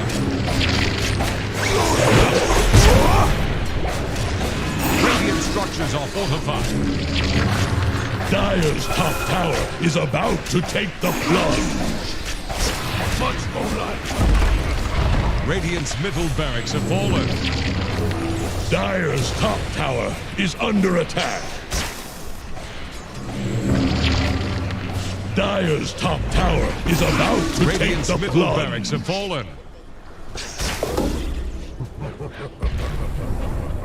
Dire's top tower is under attack.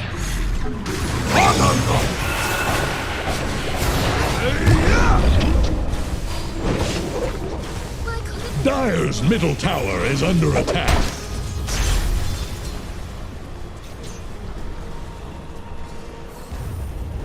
Dire's middle tower is drowning.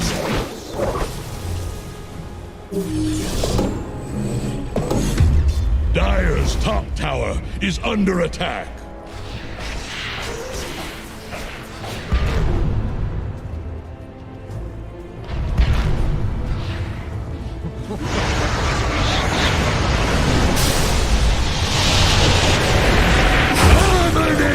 Dominating!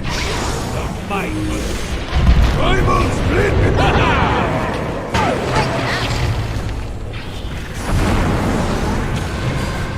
Maybe my finger got twitchy.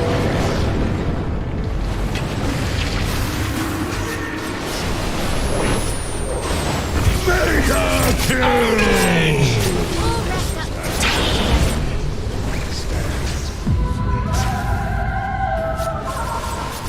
Mega kill! Ownage!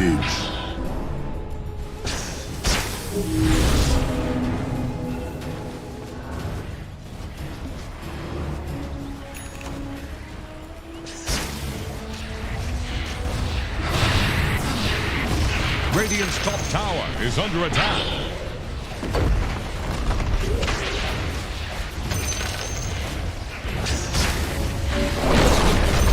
Radiant's top tower just got sent to the bottom. Really tight, Hunter. They're trying to bring down Radiant's top tower.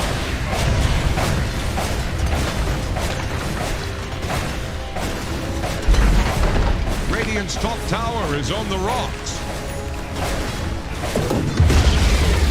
Radiant's top tower has fallen.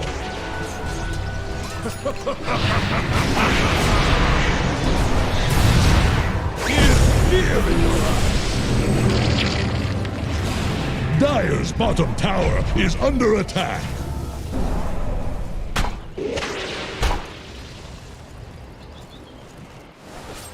Dire's bottom tower is about to flounder.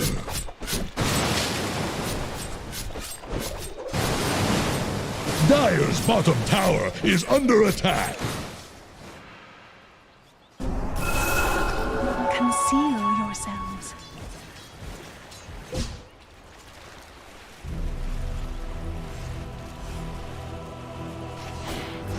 Dire's courier has been killed.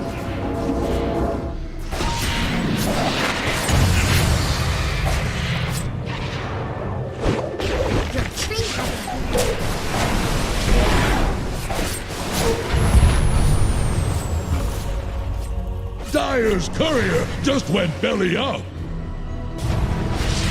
Unstoppable! Ownage! Steps I saw the enemy from miles away. Get a bit caught up there?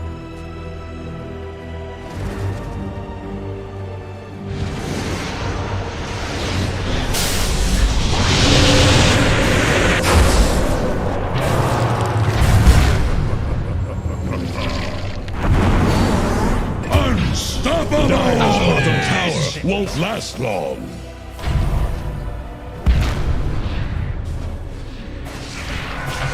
Wicked sick! Ownage! Fade from memory. Dire's bottom tower is about to They're flounder. trying to bring down Radiant's top tower. Radiant structures are fortified. Dire's bottom tower is under attack. Radiant's top tower is under attack. Dire structures are fortified. Dire's bottom tower won't last long. Radiant's top tower has fallen.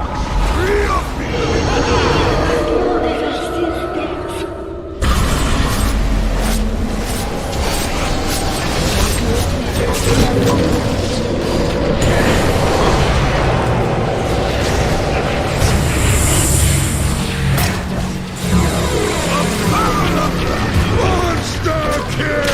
Killing spree! I live to drink another day.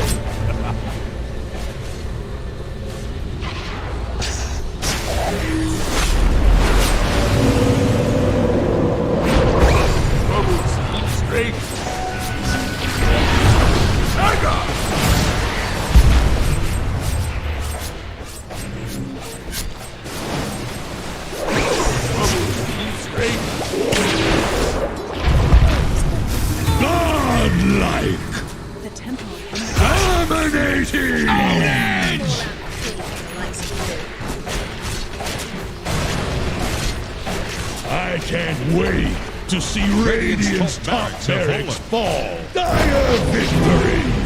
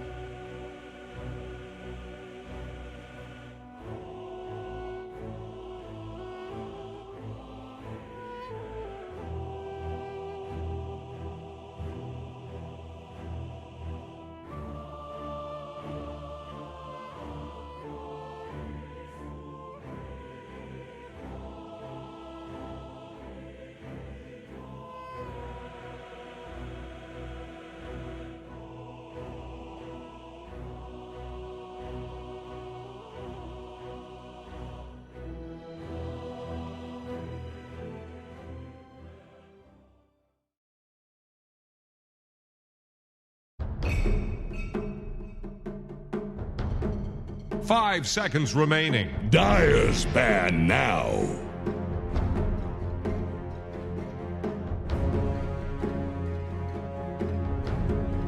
Radiant's turn to ban.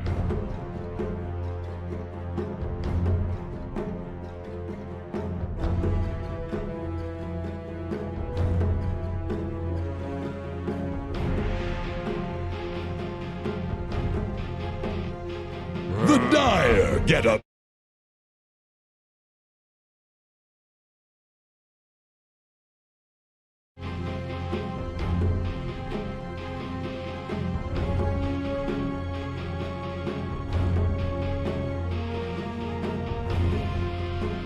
10 seconds. Here's the Radiant ban.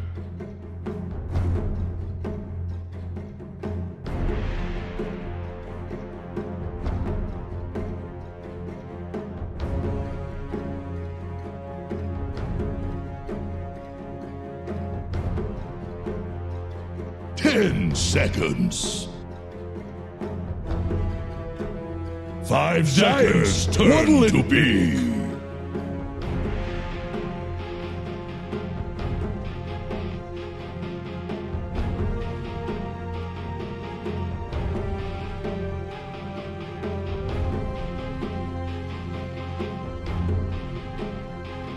Seconds. 5 seconds remaining.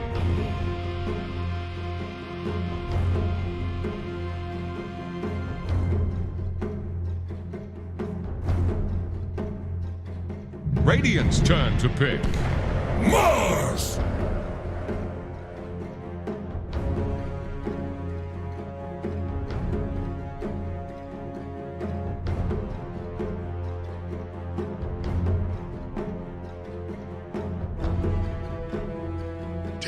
Seconds.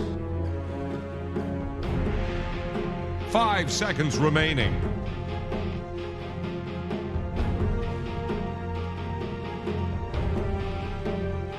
Radiant's turn to pick.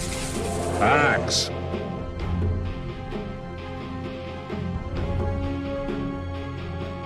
Dire's turn to pick.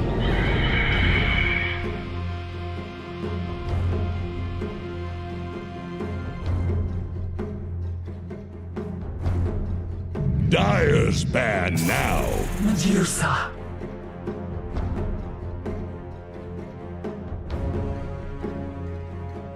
Radiant's turn to ban.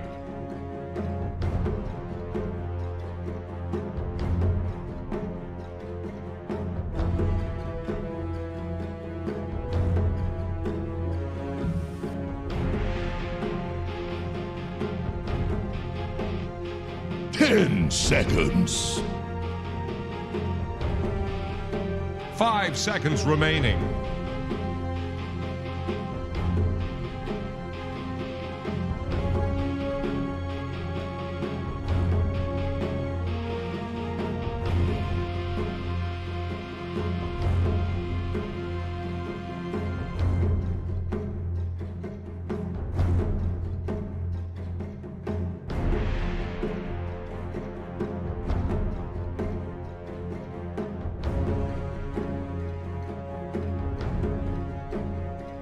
The Dire get a ban. Here's the Radiant ban.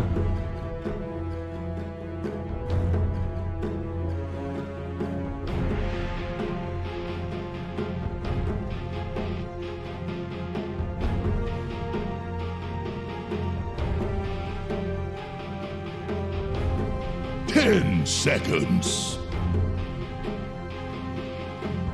5 seconds remaining.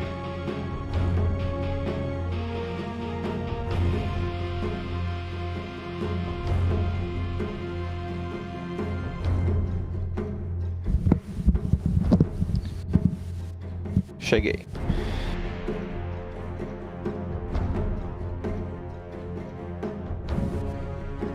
Ui, gelado. Ai, papai.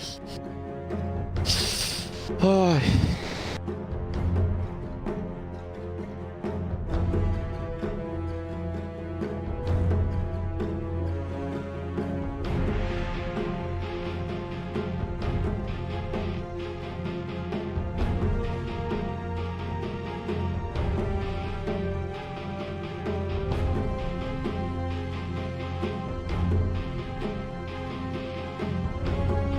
The Dire get a ban.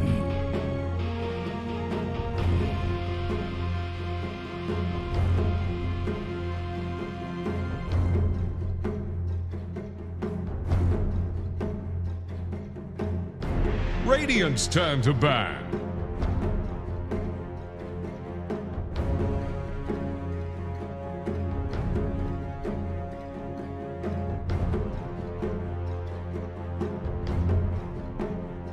Salve, salve, senhoras e senhores, estamos de volta aqui na madrugada da BTS para dar sequência à Loot Bet Pro Series da Season 7. Para quem não me conhece, eu sou o Renan Wars, estou com a presença dele, Mentirinha, e agora a gente vai acompanhar a Fnatic versus Motivated Trust the Game. A gente sobe um pouco o patamar na região do Sudeste Asiático. A Mentirinha, né, a Fnatic é a quinta colocada ali da Oceania e do Sudeste Asiático, e a M.TG é a quarta colocada.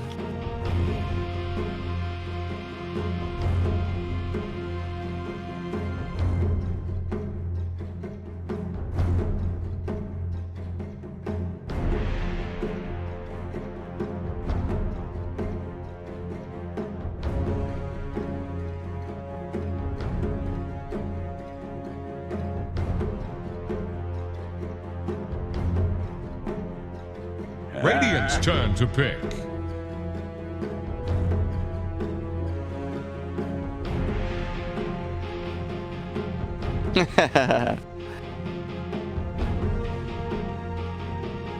Pegar aqui o Discord aqui da produção.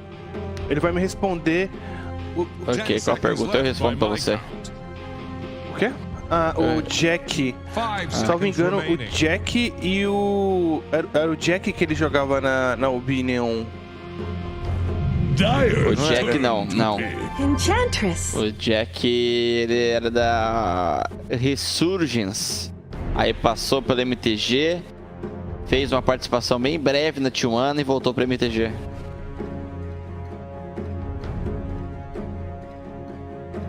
Ten seconds. Ah, não foi quicado. Ele foi convidado a se retirar. A equipe chegou e falou assim, ó... nós não gostamos mais de você, você é um horrível. Mentira, mentira.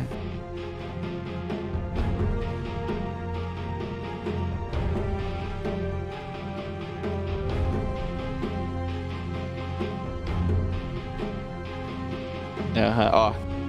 Os 3 últimos confrontos da Fnatic, né, ela venceu a TNC Predator na final das qualificatórias. Então o último jogo oficial da Fnatic foi no dia 3 de julho, né? Então tem um mês o último jogo da Fnatic. Foi até emocionante, né? Porque a TNC derrubou... Não, desculpa, a Fnatic derrubou a TNC para achar os perdedores. A TNC conseguiu ir para a grande final e mesmo assim ela perdeu para a Fnatic. A Fnatic já tem uma vaga ali garantida no The International. Se eu, o Hora, estava reclamando que Terrorblade e Medusa estavam sendo ignorados aqui no Sudeste Asiático, esse jogo é para já encerrar esse assunto, né? Porque a Fnatic traz o Terror e a M.TG traz a Medusa. Medusa de segundo pick pela Motivate. E a Fnatic vinha ali com o TP. Eu já imaginava ali um possível Axie HC, porque é de onde o Axie HC surgiu, que foi ali do Sudeste Asiático barra China, né? A gente ficou muito conhecido ali pela mão do HC, da equipe da PSG LGD, que agora eu não recordo o nome, o Aim, isso mesmo, o Aim. Mas parece que a live tinha dado uma breve caída, Wars, mas já tá voltando. Já retornamos aqui. DDzinho, se quiser que eu segure aqui também a transmissão, pode passar pra mim, velho. Já voltou? Ah, então tá tudo certo, tá tudo de boa. Breves probleminhas, mas relaxa, clã, já a gente volta, não se preocupem. A equipe da Motivate Trust agora, se vem TB de um lado, responde com Zeus Ancient Apparition, junto com um adendo aqui, ó. Mentirinha falou, não se preocupem sim. Se eu não voltar pra essa live, manda FP atrás de mim aqui, porque eu sumi. Se por acaso eu sumi mais de 2 dias, clã, pode mandar a polícia. Ih, rapaz. Pode mandar a polícia. Eu não sei de nada. Provavelmente o culpado seja a Mentirinha. Por que eu? Ah, porque eu sei o que você planeja, Mentirinha. Ah, é verdade. Eu sei que você quer que o Kipep more aqui com você e não eu. Na verdade, eu não... Dyer's turn to pick. Não, eu... não. Mentira, eu gosto do Gipep. Cara, eu fico mó triste, porque o Gipep tá mó finzão de vir morar aqui em Sampa, né, cara?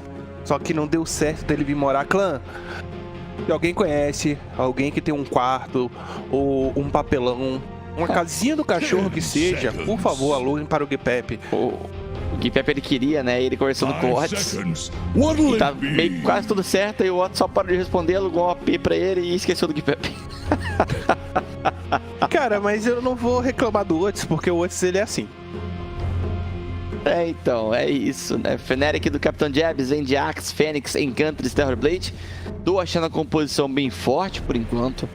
Né? Talvez falte um pouquinho de controle, porque só tem um grito furioso. A Motivated Trust in Gaming vem de Mars, Medusa, AA, Zeus e Earth Spirit. Cara, se tem um herói que eu gosto de ver jogar e eu fiquei triste quando ele saiu do meta, é o Earth. Porque o Earth, ele recebeu um nerfzinho gostoso, né? O alcance do rolamento foi bastante diminuído. Se não me engano, era de 1.600, foi para 900. E isso faz uma diferença muito grande. Ele tem que se expor mais nas rotações. Eu tava falando sobre a Fnatic veio com o TB, você traz ali Zeus junto com Marte Ancient Apparition, ainda mais agora o Spirit para trazer bastante dano mágico. Então você quer explodir esse TB enquanto controlado. Vem ali com um draft um pouco mais agressivo, a equipe da Motivate Trust, mas voltado pro late game. Eles querem trabalhar no pick-off. Se tu vai enfrentar um Zeus, não é melhor um Ember do que um Void? O Ember, os 3 primeiros níveis, ele acaba sofrendo bastante pro Zeus. Principalmente se o Zeus upar o raio. Só um quebrou o primeiro raio quebra a proteção de chamas e aí ele começa a trazer dano. Fora que o Ember também tava banido. Pra mim a live não voltou ainda. Tá no delay, tá subindo no delay. Aí dá uma ferrada. Quando quebra com delay é foda, né? Quando cai com delay é osso duro de roer. Fechou a composição, Mentirola. Vantagem pra quem agora? Tu quer Medusa ou tu quer Terrorblade? E aí? Cara, meio complicado. Eu sinto que o draft da equipe da Motivate Trust é um pouquinho mais forte. Tem que lembrar Fnatic que... é a equipe de TI. A equipe de TI, com certeza. A M.TG não, a M.TG não é ninguém. Mas lembrando que isso aqui não é TI. Eu vou ficar de Motivate Trust. Eu sinto que a Fnatic tá bem sobrecarregada.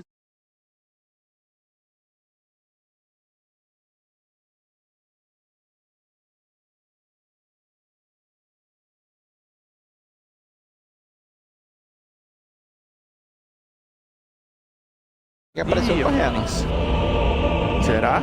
Ixi, já sabe pra quem que eu vou, né? Vou de Fnatic. Então, quem corre vence, mano. Vamos tirar a prova nesse jogo. Esse aqui vai ser a prova definitiva. Se é Vero ou se não é Vero. É Vero. Vamos lá então pro primeiro jogo. 10, there you are, Jabs. Happy birthday, My Pro Dota 10. Thank you for that, boys. We forgot about My Pro Dota.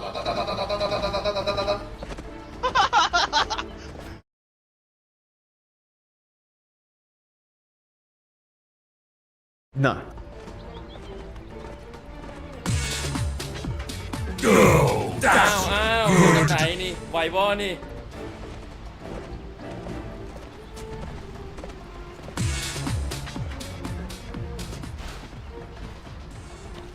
Absolutely. There's no friends in war, John. They've already gotten started with the voice lines. Yeah, this is probably arguably the most exciting matchup tonight. Maybe the next one, Motivate vs T1, also pretty darn spicy. A lot of history between all 3 of the teams. In fact, if you remember back maybe 3 months ago, a lot of things happened for Masros and for Jackie. Always good to see these 2 teams go at it. Of course, no bad blood though. We've talked to both the players and they're more than happy with the way things worked out. Is Motivate. They're going to try and go in now. Well, Masteros immediately getting a tip there from Raven. Get the good stuff. Nice little sticker there as well. We're in agreement. Not sure what it says, but it does look very cute. Very kawaii. Yeah.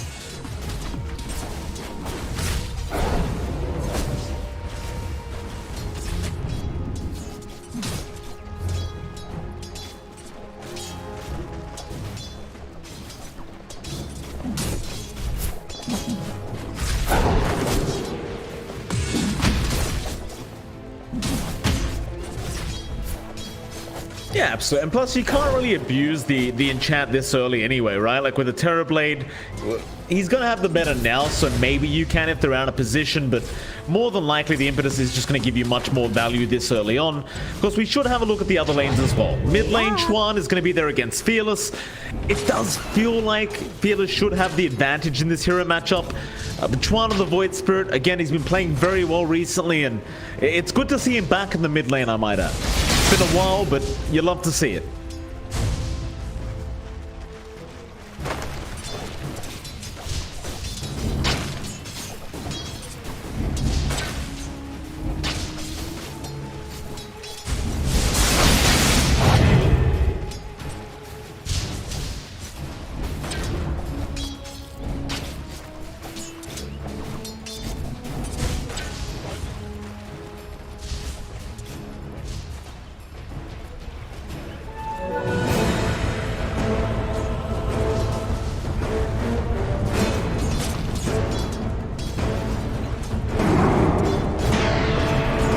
Consider an alternative. Yeah, it's certainly good news here. Top lane, of course, we do have Death and Jabs along with Jackie and Set Zero. Is Set Zero a player we know, John? Could this be Boozled by any chance? I'm not 100% sure. I guess we'll call him Set Zero for now. Just not 100% sure who this actually is, unless it is a person named Set Zero. Okay, right. Radiant fortification can save them. Any port in a storm. Gotcha!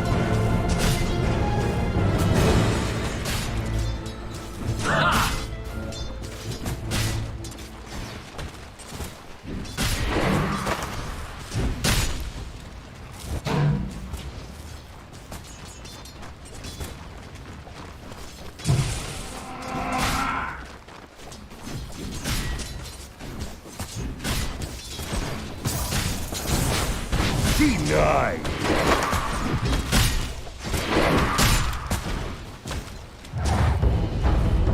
Bounty. First blood! Oh, bot lane is where the first blood occurs. DJ, he's the one to drop. Lost. So at Motivate Trust, they draw first blood at this bot lane. And you've got to be careful with the Enchantress as well, because you talked about it into the drafting phase, but this Earth Spirit Mars, it does have a lot of kill potential. A lot of magic damage in this laning phase, and if you do get caught by a roll from Q, it could be a very swift death.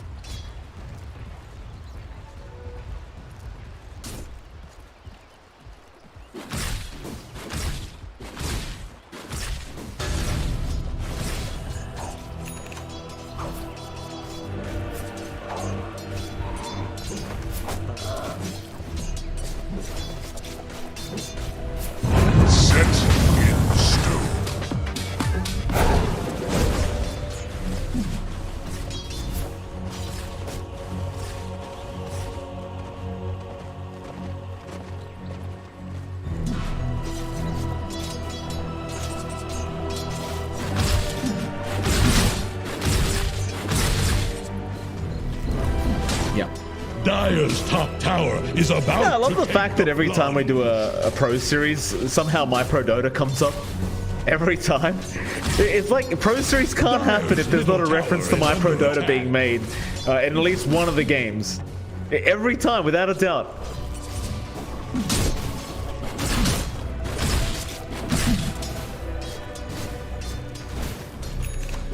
It was savage.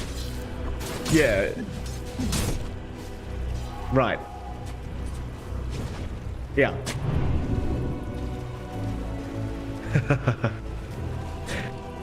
Ah, it's good times. Good times. DJ making that nice rotation. Fearless, he's gonna get jumped here. They've got the stun, they've got the kill. That's what you want to see from Fnatic. A really nice rotation made by both supports into the mid lane, and Chuan able to secure the kill on the Void Spirit, and they have the siege creep up, so they can definitely get some tier 1 tower damage going. Dire fortified. It's like we are going to have another enchanted creep coming in, and DJ, he does get lucky. He got the Dark Troll Summoner. He can get those skeletons up as well to get that added damage. And Jabs, he's tanking the tier 1 tower hits to make sure the siege creep doesn't die, but Fearless, he gets revenge. He gets the Thunder God's Wrath off. Jabs, he took too much damage. And eventually he said Zero's going to rotate as well to try and push out this lane, but that siege creep is still going. Already 1/3 of the tier 1 mid tower HP gone, and it's only getting worse. Meanwhile, towards the south Q, he tried to rotate, but there is going to be punishment immediately. Raven now taking his first kill of the game on the Terrorblade. Radiant's middle tower can't handle this deluge.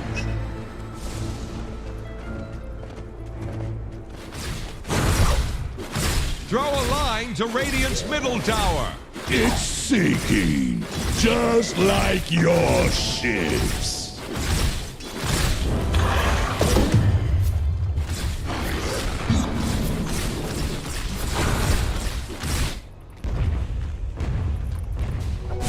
My path leads to riches.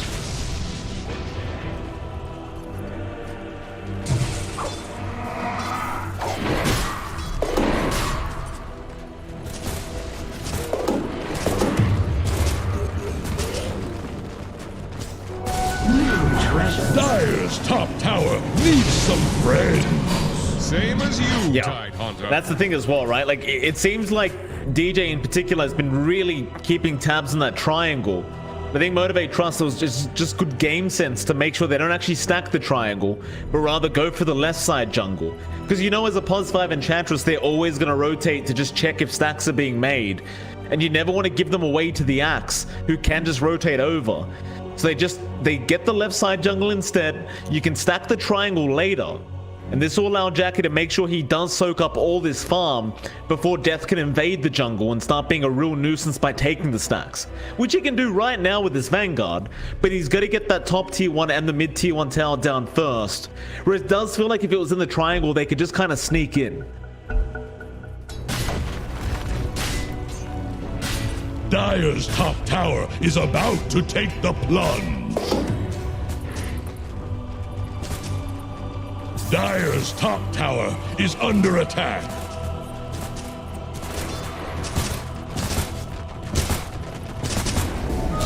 An exceptional find.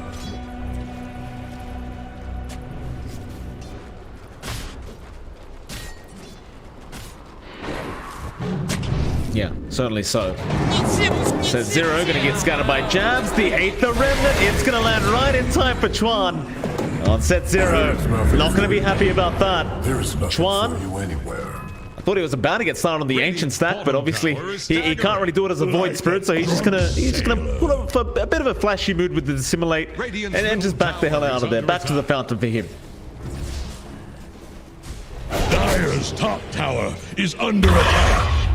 Radiant's bottom tower is under attack. Dire's top tower is about to take the plunge. Dire's top tower is gone.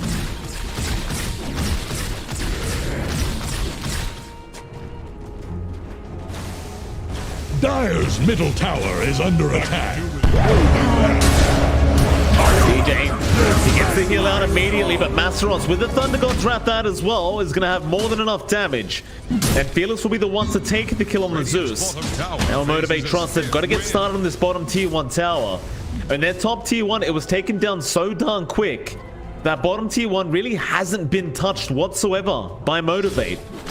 And they will need to get started eventually because Raven, he's right to farming in that jungle. And it's kind of a toss-up between the Medusa and the TB as to who farms faster. You never really want to gamble when it comes to Raven TB.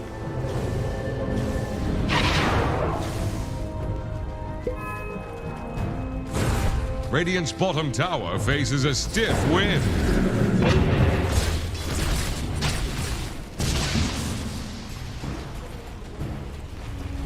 Dire's middle tower is drowning.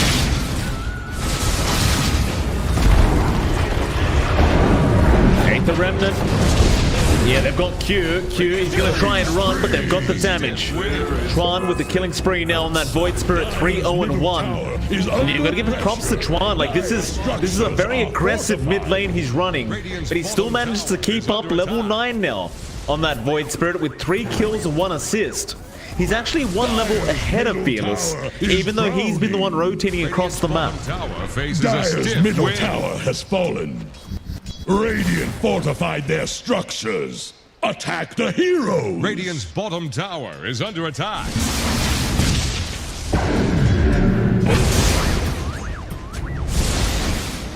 Radiant's bottom tower faces a stiff wind.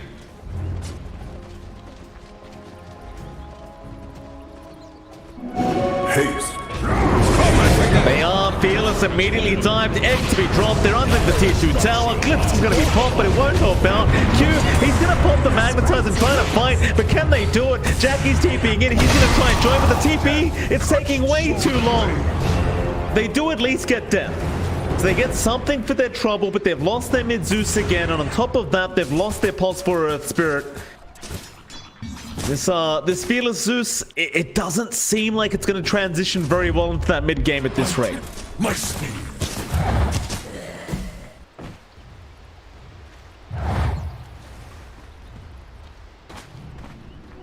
Earth's bounty. Radiant's middle tower can't handle this deluge.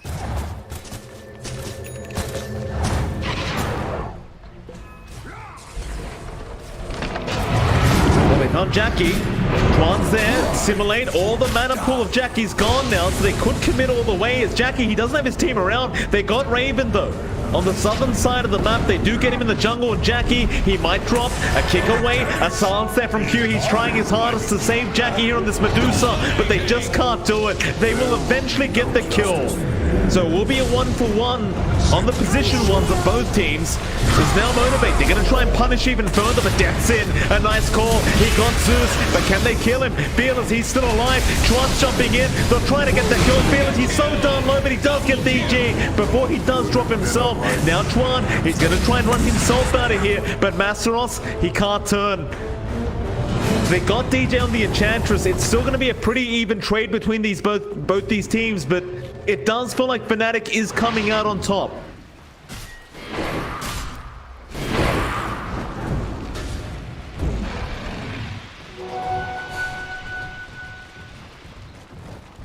Radiant's middle tower can't handle this deluge.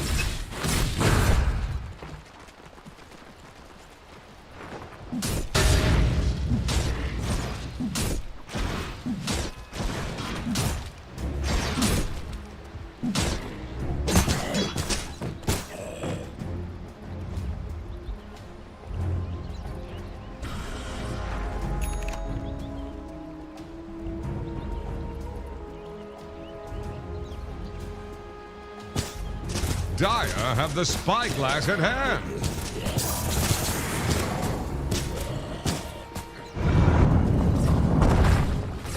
Certainly not. They might try to rotate into the triangle now, but that is also not currently occupied by Fnatic, who they've gone for a smoke themselves.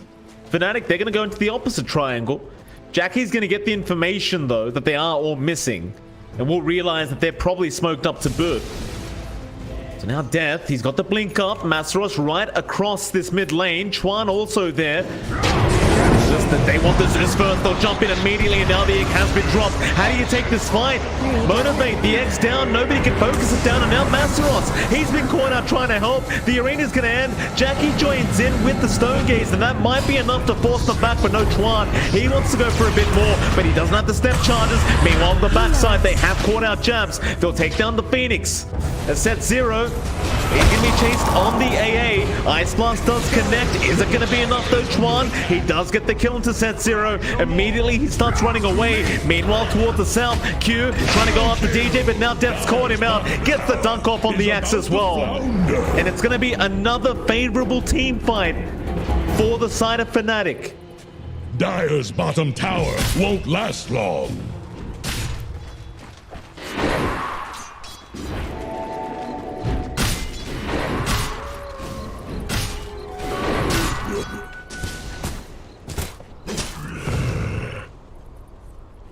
A bauble from the void.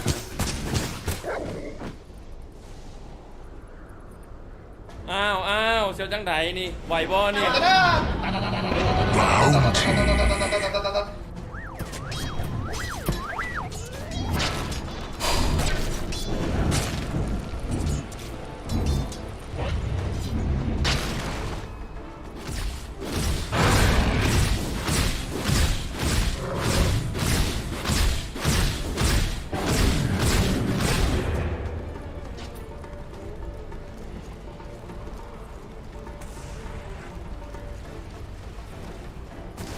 Illusion.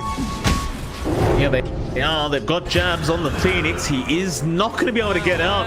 Set 0 just barely getting the kill. Jabs doesn't seem to mind too much. He's okay with it. Is Chuan mid lane? That'll be a very nice kill if Masaros can somehow set up, but he is all alone. It's going to be a little bit too challenging for him to try and get that kill. Instead, I think Motivate, they've got to try and buy time.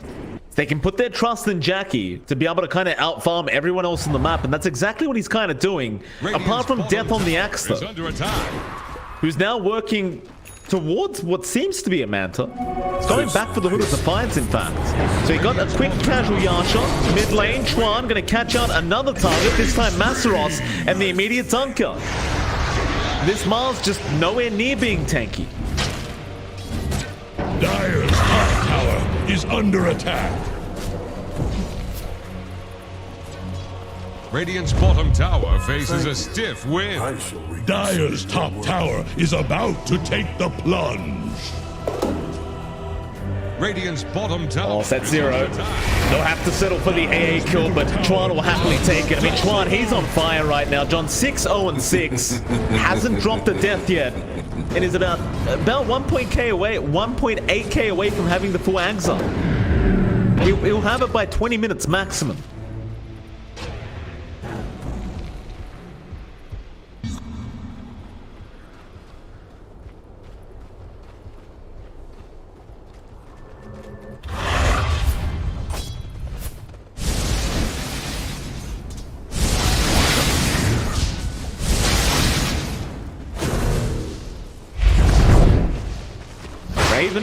Raven just pops the meta. Is Fearless really going to die to just Raven by himself? Oh, he is. I mean, DJ does help out in the end, but they still got the killers. Jackie now is going to try and find something out of this. Ice Blast, it's going to fly through, but it won't connect. And now Death, he's in. He got a double call out. There's your Sunray as well. Look at the damage output. Jabs, he does get rid of Masaros, and Death, he'll get the dunk out. As Jackie, he has to pop the Stone Gaze and rubber. Chuan, he cuts him off on the Void Spirit. They have got the Medusa under control. Death is there with the call. The egg to be dropped as well. And Jackie, his life looks to be forfeit. How clean do Fnatic look, John? Set 0, he's not out of it yet either. Jabs, he's going to spot him out. My goodness, the domination from this Radiant end.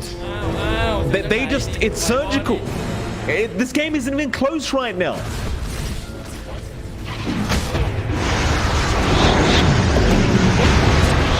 Dire's Yeah, I mean, why not? Masteros, he's gonna push Death into the tier 2 tower, but Death is really tanky. He's not taking any damage at the moment. As Q, roll, gonna be off the mark. Juan jumps in with the 8th Remnant, catching up Masteros. They're still gonna go for the chase now with the Magnetize, but do you have the damage? The Sun Rays there, stunned around from Raven as well. He does save the day for Death, gives him a free reset as Q. He has to back, but there is no backing. There is only Death.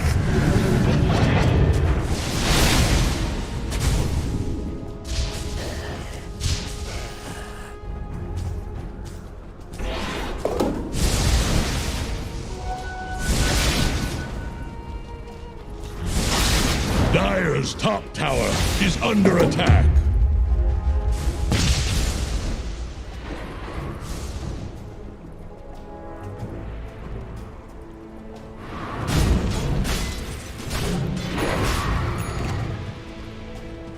Dire's top tower is under attack.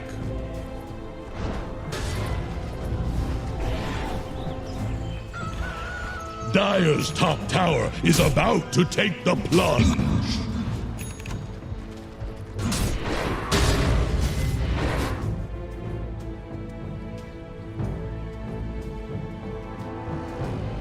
Ow, ow, เสียวจังไดนี่ไปบอนี่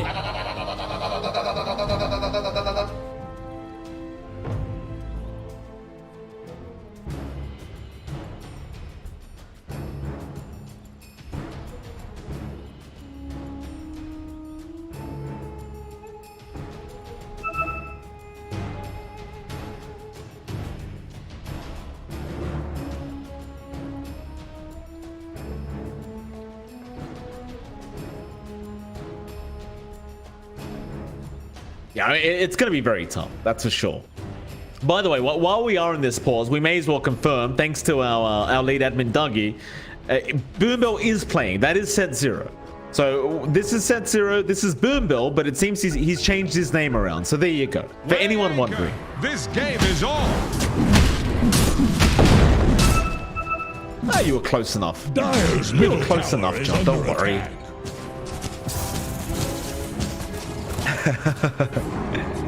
Radiant are scanning for enemies.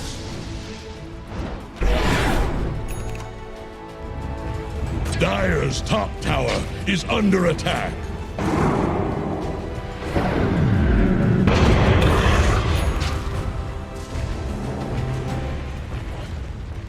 Dire's top tower is about to take the plunge. Oh, I love this itemization as well from DJ Don. He goes for the pipe. So now all this damage from Fearless is just not going to feel great. But Fearless, Q on the Earth Spirit, even your AA, all that damage just seems to be kind of removed now with this pipe from DJ. Now, I do like the fact that we see a lot more teams buying these pipes, especially when it comes to the +5 Enchantress, because she doesn't need anything to be effective.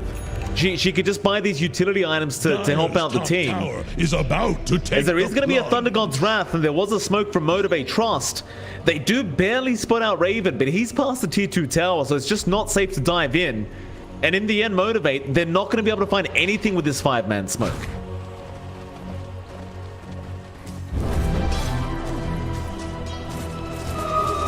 Jackie. Not Jackie. They jump in. There's your silence out. The call is there as well, but he's got help. Masteros is going to jump in with the arena. Ice Plus there as well. Jackie going to try and turn around with the Stone Gaze now. Maybe they can do it. Maybe he can fight back, or maybe not. The X down from Jabs. Can anyone burst it down? No, the call is there from Death. He will not allow it. He'll dunk on Jackie into Q now. They found the Earth Spirit. They'll get another. They've got no egg hitters. That's the least of their worries anyway, but they've got nobody to touch the egg.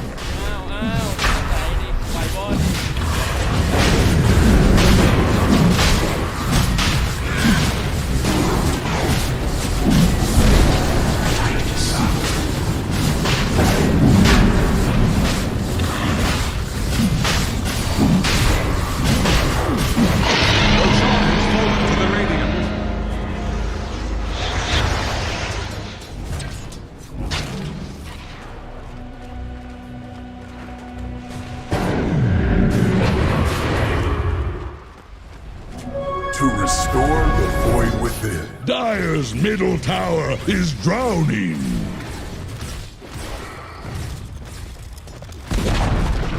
Dire's top tower has fallen.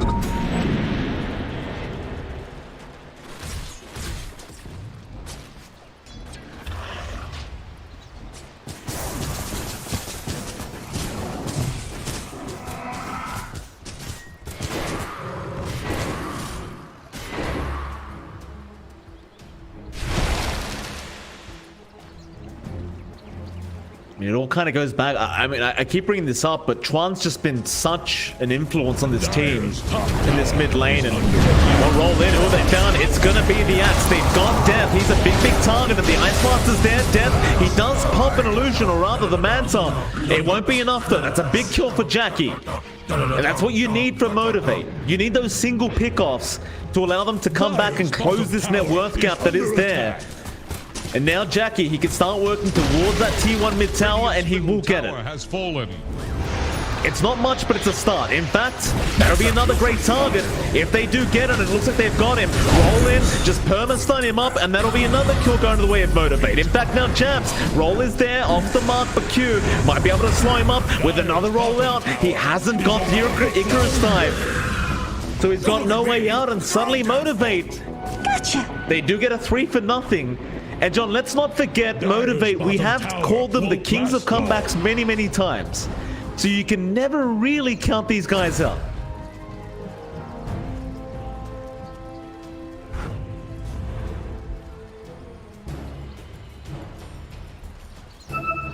Right.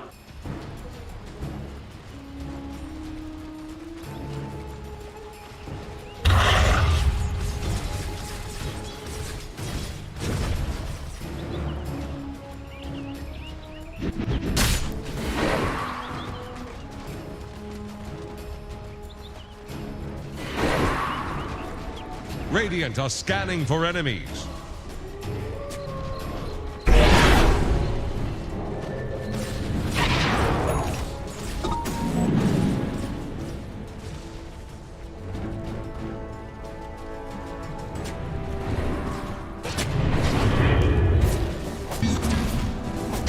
Dire's middle tower is under pressure.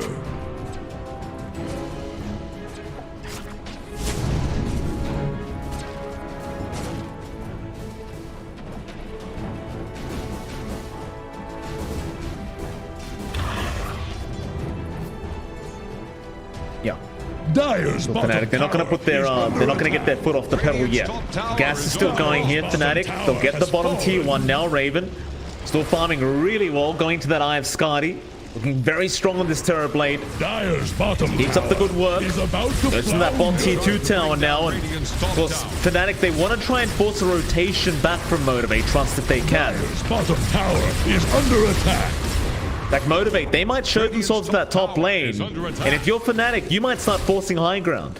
In fact, Raven, I think he wants to. He's got the meta up, he's got a BKB, he's got the Aegis. Why the hell not try, at least for the tower? Dire's bottom tower won't last long.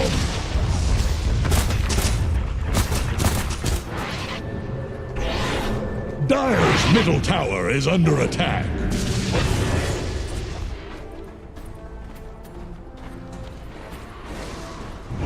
Dire's middle tower is under pressure. Vanished, but not gone.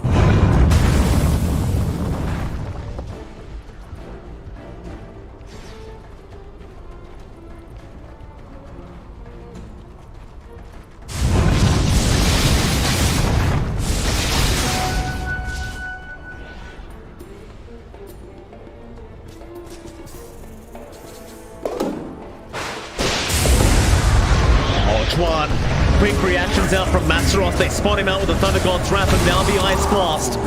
That'll be the second death now for Chuan and Motivate. Oh, it looks like they've got him warmed up now. You've talked about this, Sean, but laning stage is over. They're finding those single pickoffs. In fact, they found another Japs. He'll get silenced up. He'll get stunned up by Masteros, and he just drops.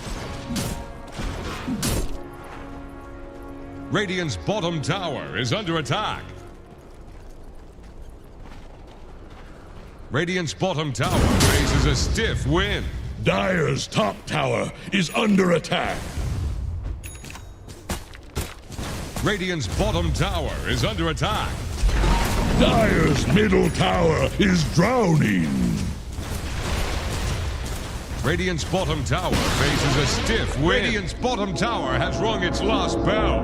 Dire's middle tower is drowning. Illusion.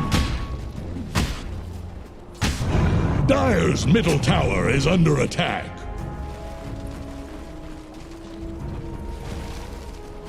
Dire's courier has been killed.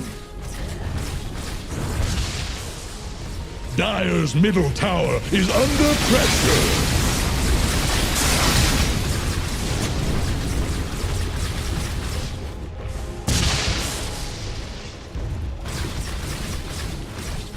Radiant are scanning for enemies. Dire's middle tower is under attack.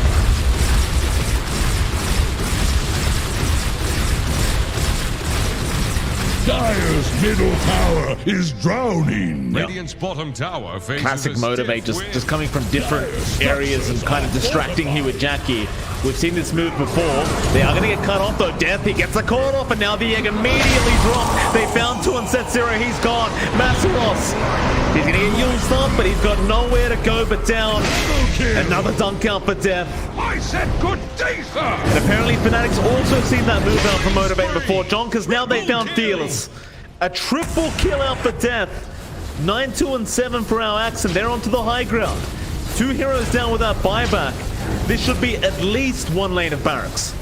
Dire's middle tower is under pressure. Dire's middle tower has fallen. Dire's middle barracks have fallen. Radiant's bottom tower is under attack. Dire's top tower is about They might even stick around for a third, quite frankly, but I suppose without the meta, you don't want to risk it that far. Jump in though, Chuan, he's going to have a bit of a risk. Reflection is there as well, though. Yule's up the Medusa, and eventually just leave him be. They won't go too far. They get the melee barracks, they'll leave the range alone. No need to risk their lives. That'll be enough. Fnatic back off and get a reset.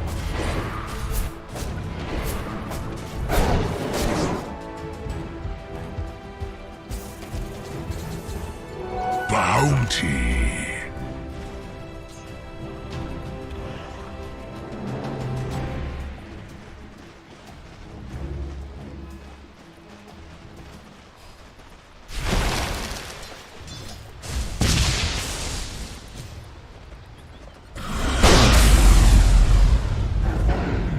Nasseros, quite deep at the moment, and he may get caught here if he's not too careful. Death, he's going to go for the core, but the Yule Scepter was a very quick reaction there from Masseros, as now he BKB's up. Where's your team though, Masseros? Going in by himself. Meanwhile, on the backside, DJ just going on to Z0 by himself. Z0, he's going to TP away, but the Aether Remnant Chuan, he catches him. No problem. 13k net worth lead is what Fnatic have right now.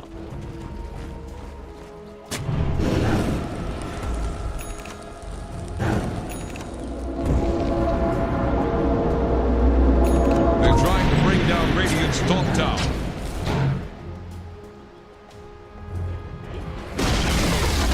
Radiant's top tower just got sent to the bottom. Really tight, Hunter.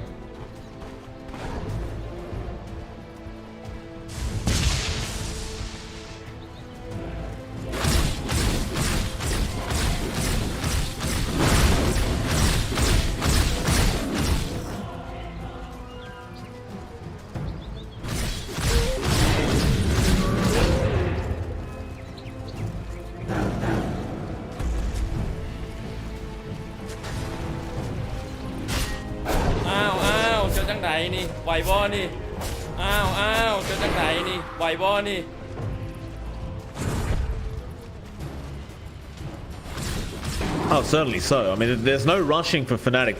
They own the left side of the map, and that's exactly where you want to be for this Roshan. It's up in 5 seconds, so they've got the timing, they've got a nice enchanted creep and an Aether Remnant just in case they need the double. Ice Blast is going to be there just in the nick of time from set 0, so you are going to figure out this Roshan's up, but can you get there in time?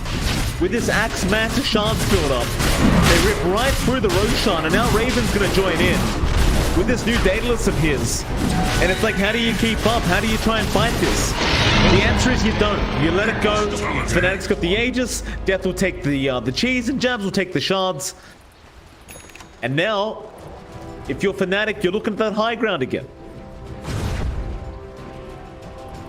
Radiant's bottom tower faces a stiff scanning for enemies. Yeah, I mean, Jackie, he's running their side, smoke broken. Chuan, he hesitated there. He didn't know whether they could take him down in time. I think the Medusa is probably the last target you expect to jump on first. Which is why Jackie positions himself in that way. Almost kind of baiting them in. Masaros in the tree line now, waiting for that perfect initiation. They've got to make sure Fearless stays protected on this Zeus. It's just so much of their burst damage in that Zeus, and now the arena is down, but quick reactions, Raven. He got the BKB out in time. He's going to back right off. Hey, the arena is down now, so Fnatic, they're going to look to go high ground again. Roll, Q, gonna hit the roll, kick is gonna be back, but Death is there, the call is out, they've got the Psalm of the Raven, but he'll still get the Sunder in time, and now Jackie, he's in big trouble, they can't save him, they've left him alone, Jackie, he is gonna drop. Dire's top barracks have fallen. No buyback on Jackie, and now Jabs, he has a refresher orb up, he just picked it up from the fountain, that is the Dire Fountain, as they drop the egg, and everybody apparently wants a fountain time. GG's call, motivate, they've seen enough. Game 1 will go the way of Fnatic in quite dominant fashion.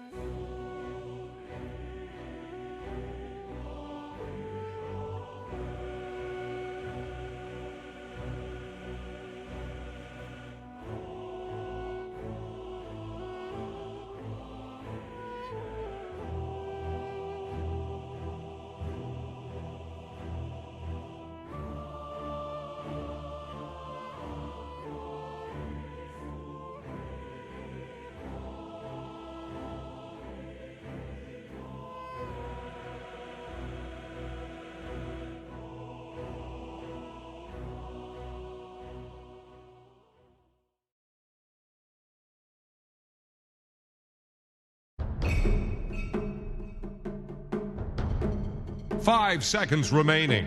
Radiant's turn to ban.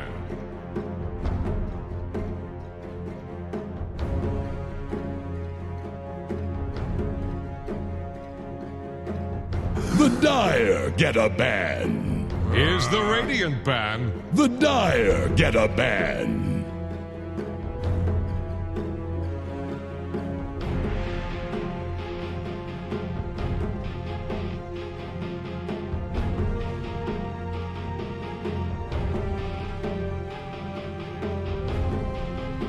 Radiant's turn to pick.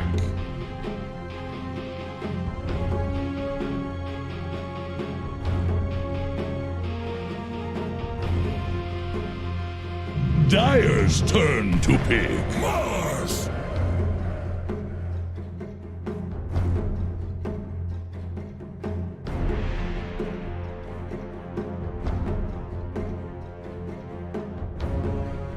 They can't play as slow as we saw them play in game 1. They had the Zeus, they had the Terrorblade, both heroes needed farm. They had no big playmaker outside of Masaros and the Mars, and they didn't have anyone else to play with that. So I think they need follow-through for the Mars. They need a mid that can be more active here for Fearless, not something passive like that Zeus to just counteract the Terrorblade. We'll see what they do pick up along the lines. Maybe even just consider banning out that Raven TB, but if you leave it alone here in the first phase like this, there is a chance Fnatic just pick it up early, as we have seen them commit to. So we'll see if Fnatic wants to go back to that game plan. I don't think the issue really was down to the Dusa. I think the Dusa could have still built up. We saw Jackie keep up in terms of farm pace early on, and he was still hitting some good item spikes. They just couldn't really maximize with that. They couldn't play around with any sort of combo, and I think they need that follow-up for the Mars. Maybe if they can pick up the Phoenix, it starts to feel a lot better here for Motivate Trust, just to have that Egg Arena combo. That could be one way to rectify it. Maybe even a Spirit Brother out for Fearless this time around, just to be more active to match Chuan's pace. Could also kind of course correct there. Still, Motivate Trust did start with the Mars, as we saw last game. Fnatic already pick up the Lion. So they've got solid control for what could be a Spirit Brother coming out for Masteros this game. They've got the Hex, they've got the Earth Spike. They do not have options for the Axe, but they do go into the TA here on Fnatic's end. So they get a bigger hero for Chuan to kind of farm around with. We have seen TAs early, not going to get punished. Motivate Trust will pick the Viper to counteract. So that could be the Fearless Viper just to handle the TA mid matchup. It's not a mobile hero. It is active early on, the Viper, but it's not quite the follow-through you want for the Mars. So now there's more pressure on the Pause 4, Pause 5 to have some sort of synergy with the Mars, some sort of setup to just keep that chain stun going, keep the control, keep the aggression up for Motivate Trust. Could be a good pickup for Clockwork in the next phase. We'll see if it does slide through here.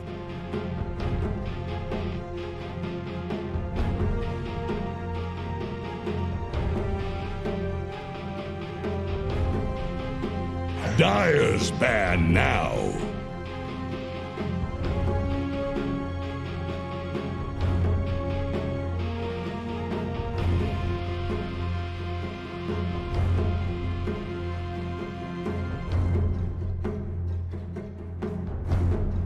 Ten seconds. Radiant's turn to ban.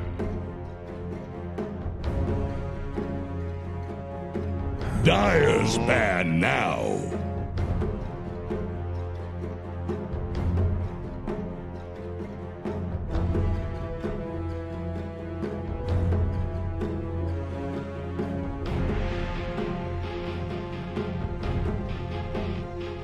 Yeah, I think, again, it's down to the supports to be more active here, to contest that jungle a lot more. We're going to have to see what Motivate Trust pick up. I think a Clockwork would still work out. Clockwork Viper down the line is pretty potent. You're not going to dual lane on mid, of course, but if you get that done, you'll at least have the Cogs Nether Toxin to play with. You'll have mobility in the Clockwork, which again, you kind of lack without items here in Motivate Trust.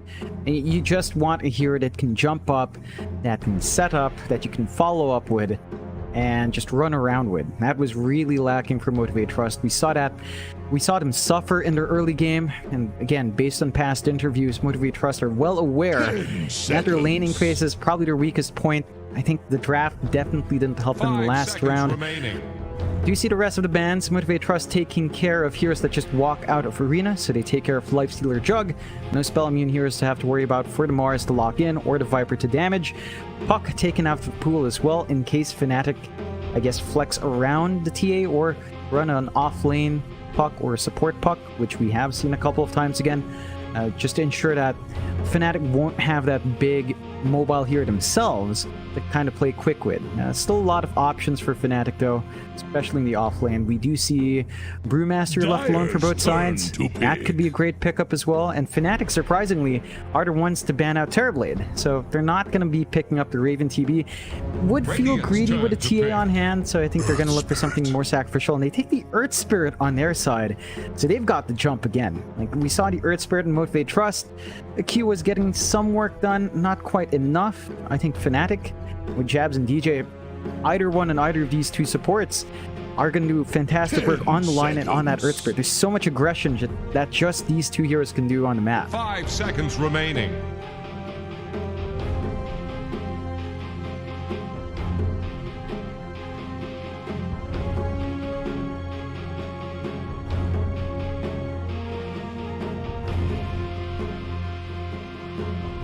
Dire's turn to pick. Elder Titan.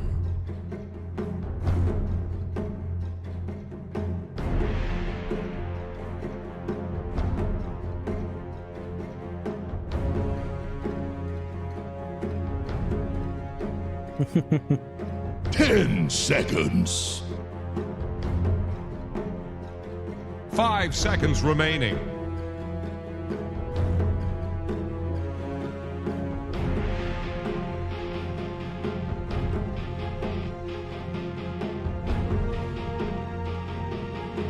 That's a great team fight tool as well. Arena to set up for the Earth Splitter on the Elder Titan could be big. Fnatic, though, pick up the Riki. So they've got some flexibility. They could go with Riki mid if the matchup favors it and avoid a Viper lane for the TA. Riki might still struggle there, though.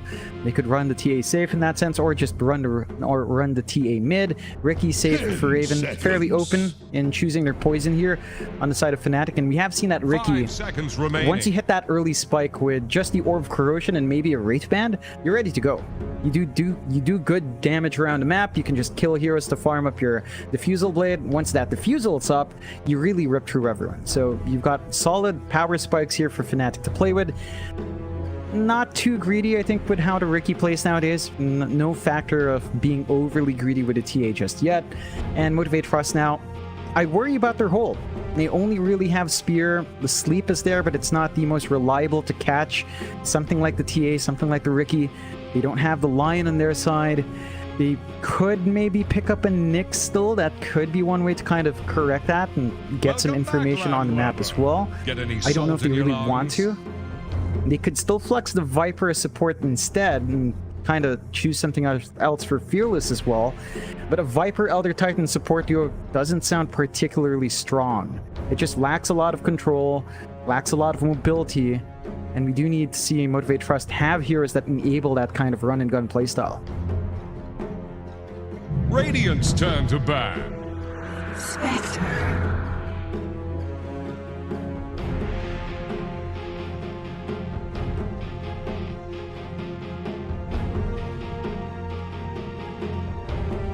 The Dire get a ban.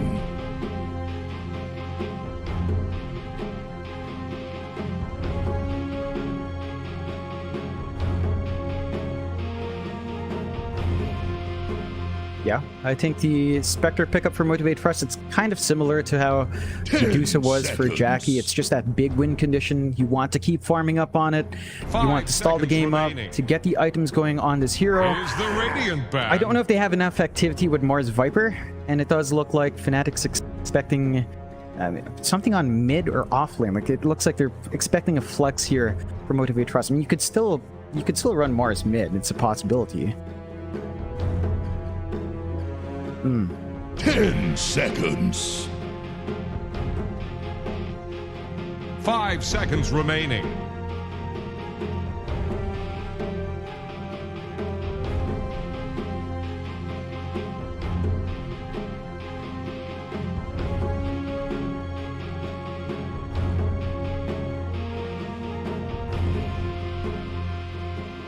Dire's ban now.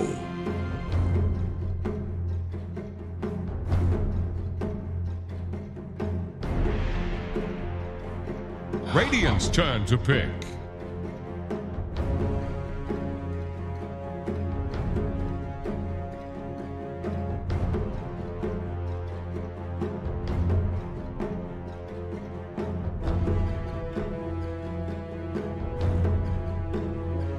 Ten seconds.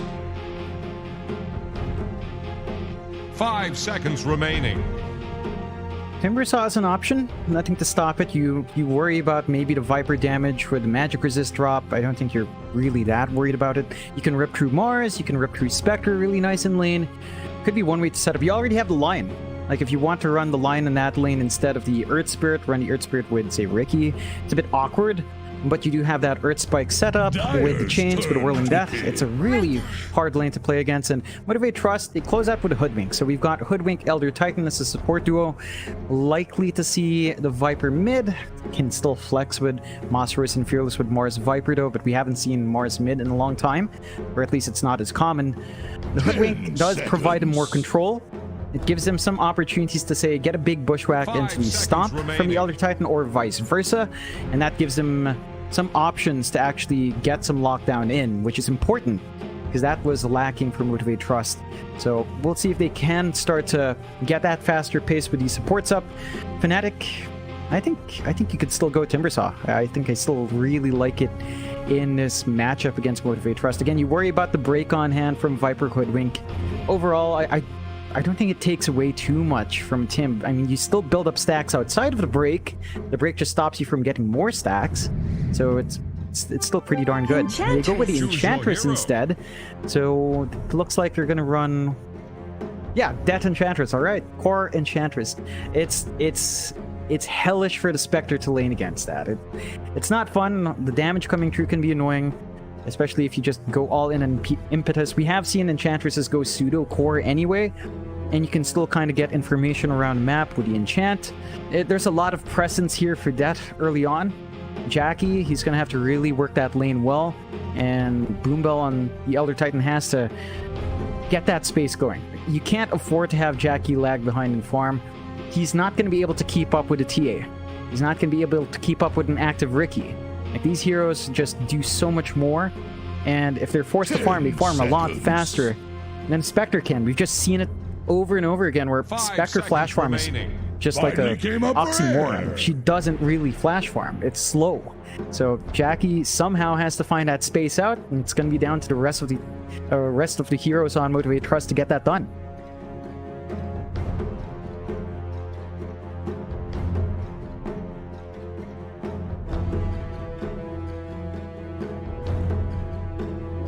I'd lean towards Fnatic. I think their pacing with TA Riki is really nice. I think they've got great aggression coming out with at least 4 of those heroes. You can definitely just heavily invest in Raven's TA and get running from there. I think Motivate Trust, they still have the same issues coming in from their Game 1 draft. You're mid in the Viper. It's not mobile. It can be active, but getting activity on a Viper basically means running up to people. So there's more pressure on set 0, more pressure in Q and Masaros to set up for the Viper to get the damage off, and that's easier said than done. You have pretty mobile cores in the Riki alone. It's going to be hard to lock in. The silence is going to be annoying to fight into if Chuan invests in that smoke screen once he has the levels up. And for Fnatic, it's just easier to get the TA farm compared to a Spectre. It just takes so much more for a Spectre to match that farm on TA.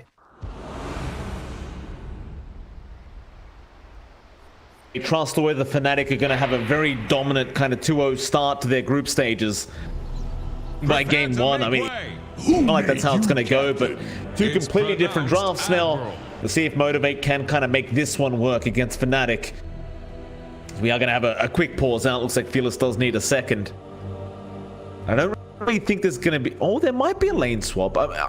What if Raven on the Riki just... In fact, it's Chuan on the Riki. Yeah. So they are going for a bit of a lane swapper. I like that. Yeah, I like it. You avoid the TA lane against the Viper. Riki versus Viper is still annoying for Riki, but you know, you really It's want better. your TA farmed up, you want to hit those spikes, yeah, it's a lot better in terms of getting the TA running. Ricky, he just needs levels, and again, the farm commitment for Ricky, not much. Orb of Corrosion along with boots, you're good to go.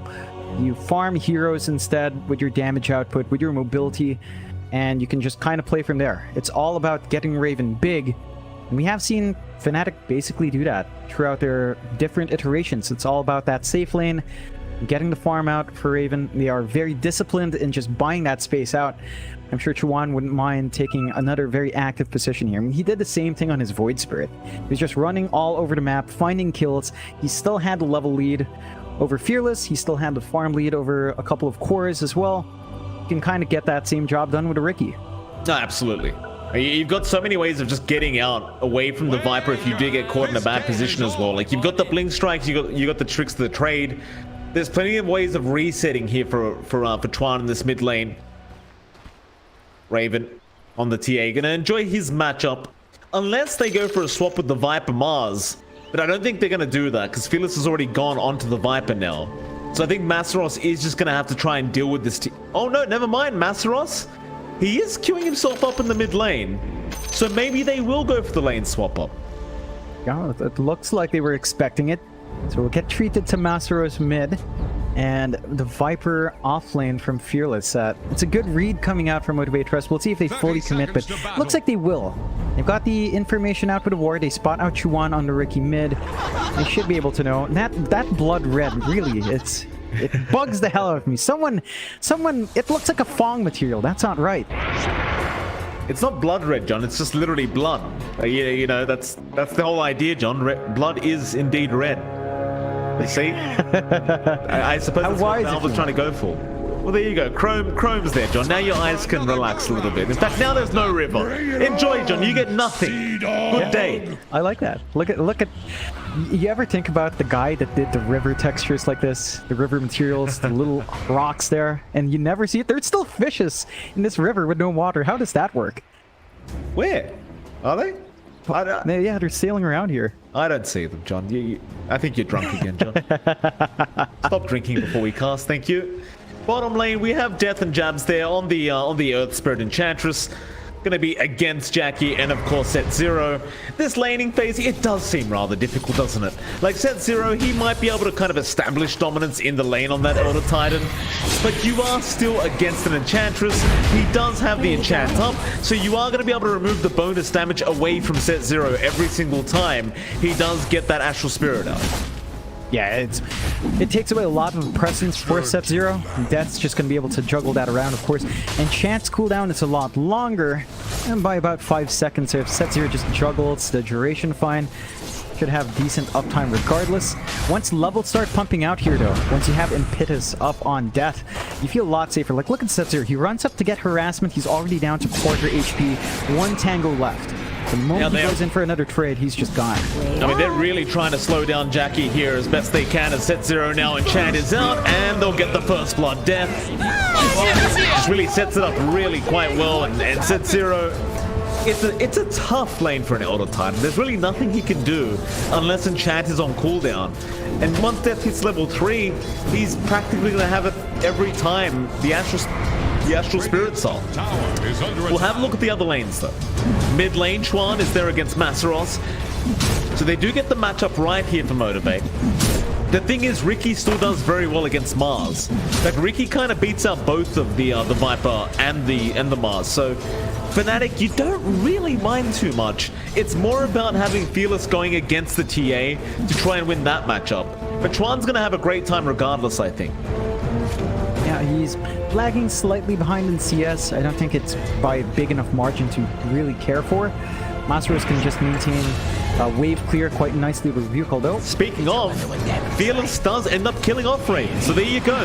The lane swap's working here for Motivate so far. Raven goes down to the TA. You've got to be careful not to get caught by the bushwhack. But it looks like it wasn't even that. It looks like Fearless just hit him enough with the poison attack to get through the refraction and the raw HP of that Temporary Assassin. Yeah, and you have to really play safe when you see DJ going for that pull to stabilize the lane. TA early on, you know, 1 level in Side Blades, 1 level in Refraction, not much durability in the hero. And there's not much you can do against that Viper. So lane swap for Motivate Trust, as you mentioned, works out fairly nicely. Fearless just keeping Raven down, which is great. You just worry about the jungle that eventually comes out for Raven. Like, they're still going to be able to get stacks. In fact, Raven's just playing with jungle stacks already, not even opting to show up in lane, and it's just it's a slower way of getting farm, but you're not going to die to the Viper, and that kind of takes away the Viper's impact if he doesn't bully out the TA. Yeah. Very, very sad time for Raven already, apparently, in this TA. Not really... I mean, you can farm the jungle, which is the great part about the TA. It feels like nothing ever happened, but you don't want to do it this early. You want a few more levels up before you really get involved in that jungle, and Raven, he has no choice. He's got to put up with this for now. Mid lane, bit of a spear up from Masaros onto Chuan. Masaros just really focusing in on ensuring he gets the CS going well. However, bot lane, again, Set Zero going to drop. And I believe it was pretty much the exact same thing happening. Just an enchant, a rollout, a boulder smash, a few bit of shots. And it's going to be proved to be more than enough to take him down.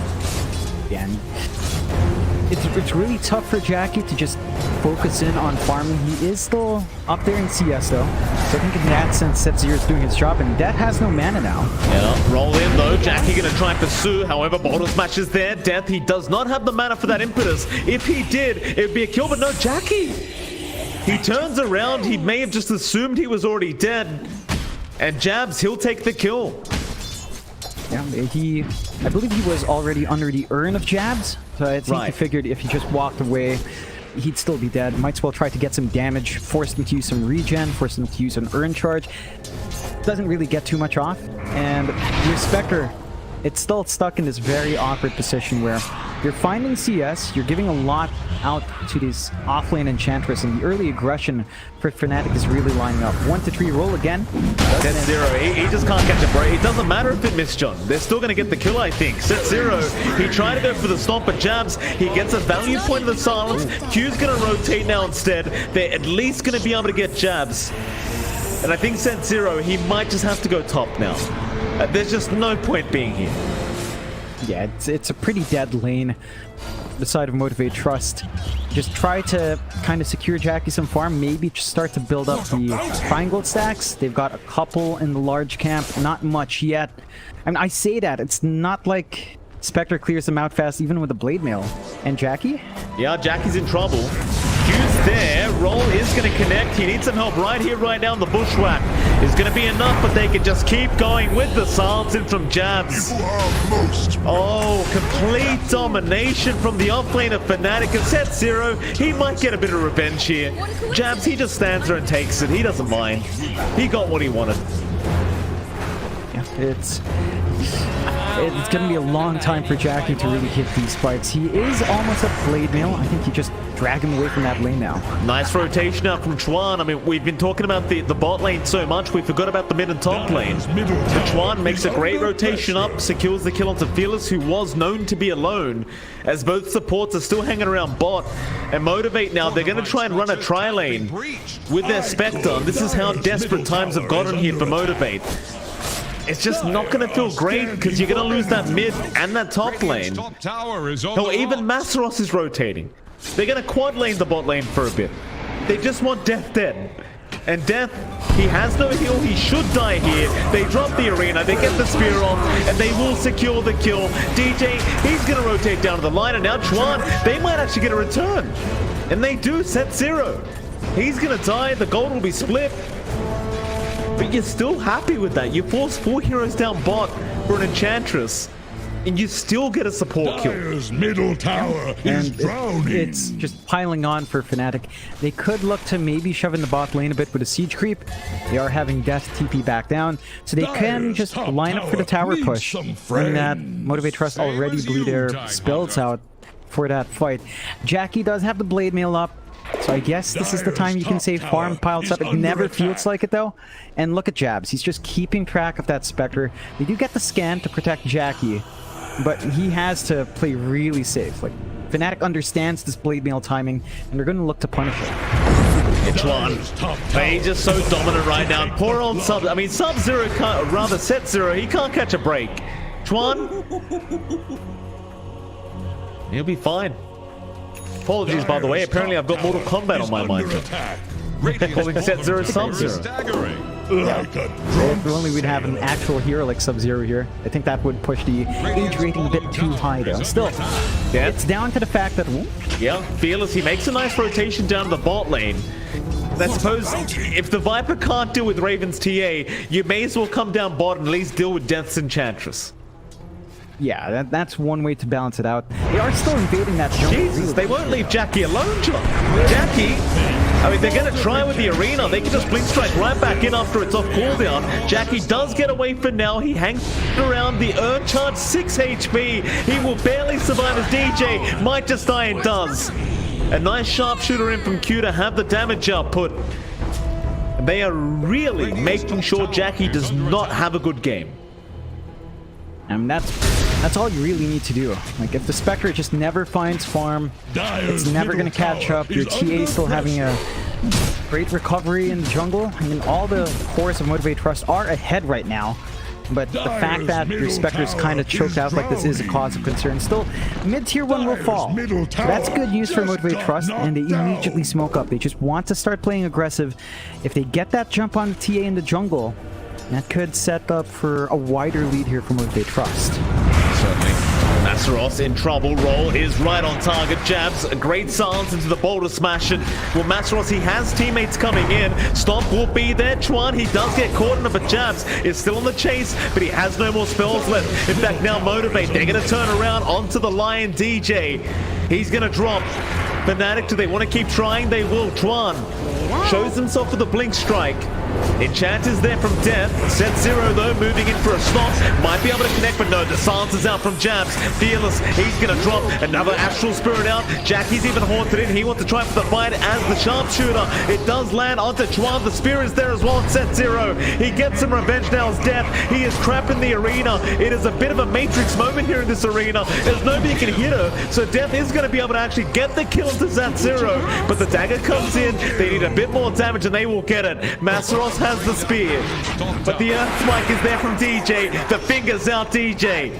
He will end the life of Masaros. Complete chaos in the mid lane, but I think Motivate Trust do come out on top. Radiance top. Yeah, they managed to get some good control out. They managed to get the mid-tier 1 clean up, and Fnatic, the response a bit scattered.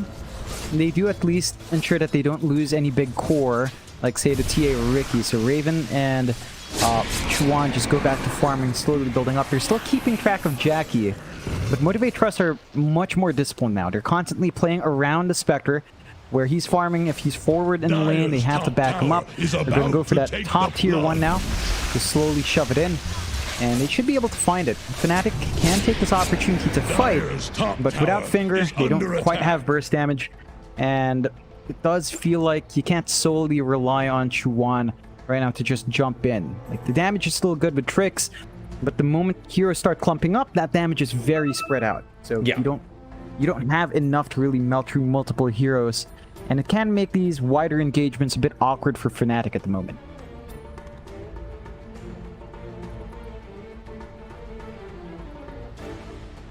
Polo doesn't know how to share traps. But they're trying to share control here for traps, for TA traps, and apparently Ray has no idea how to do it.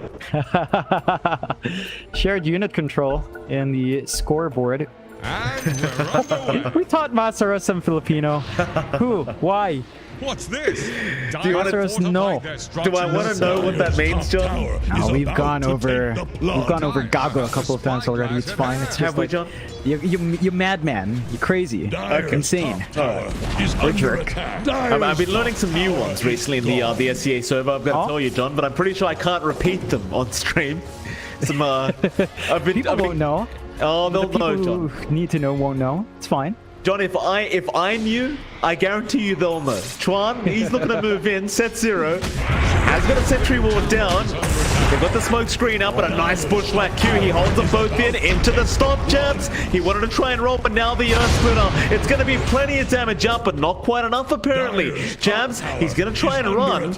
They should at least get the Earth Spirit, surely. In fact, he'll turn around now, gets the Magnetize, gets the Boulder Smash, but Set 0, he's going to TP back to the fountain, and he'll survive through the damage output.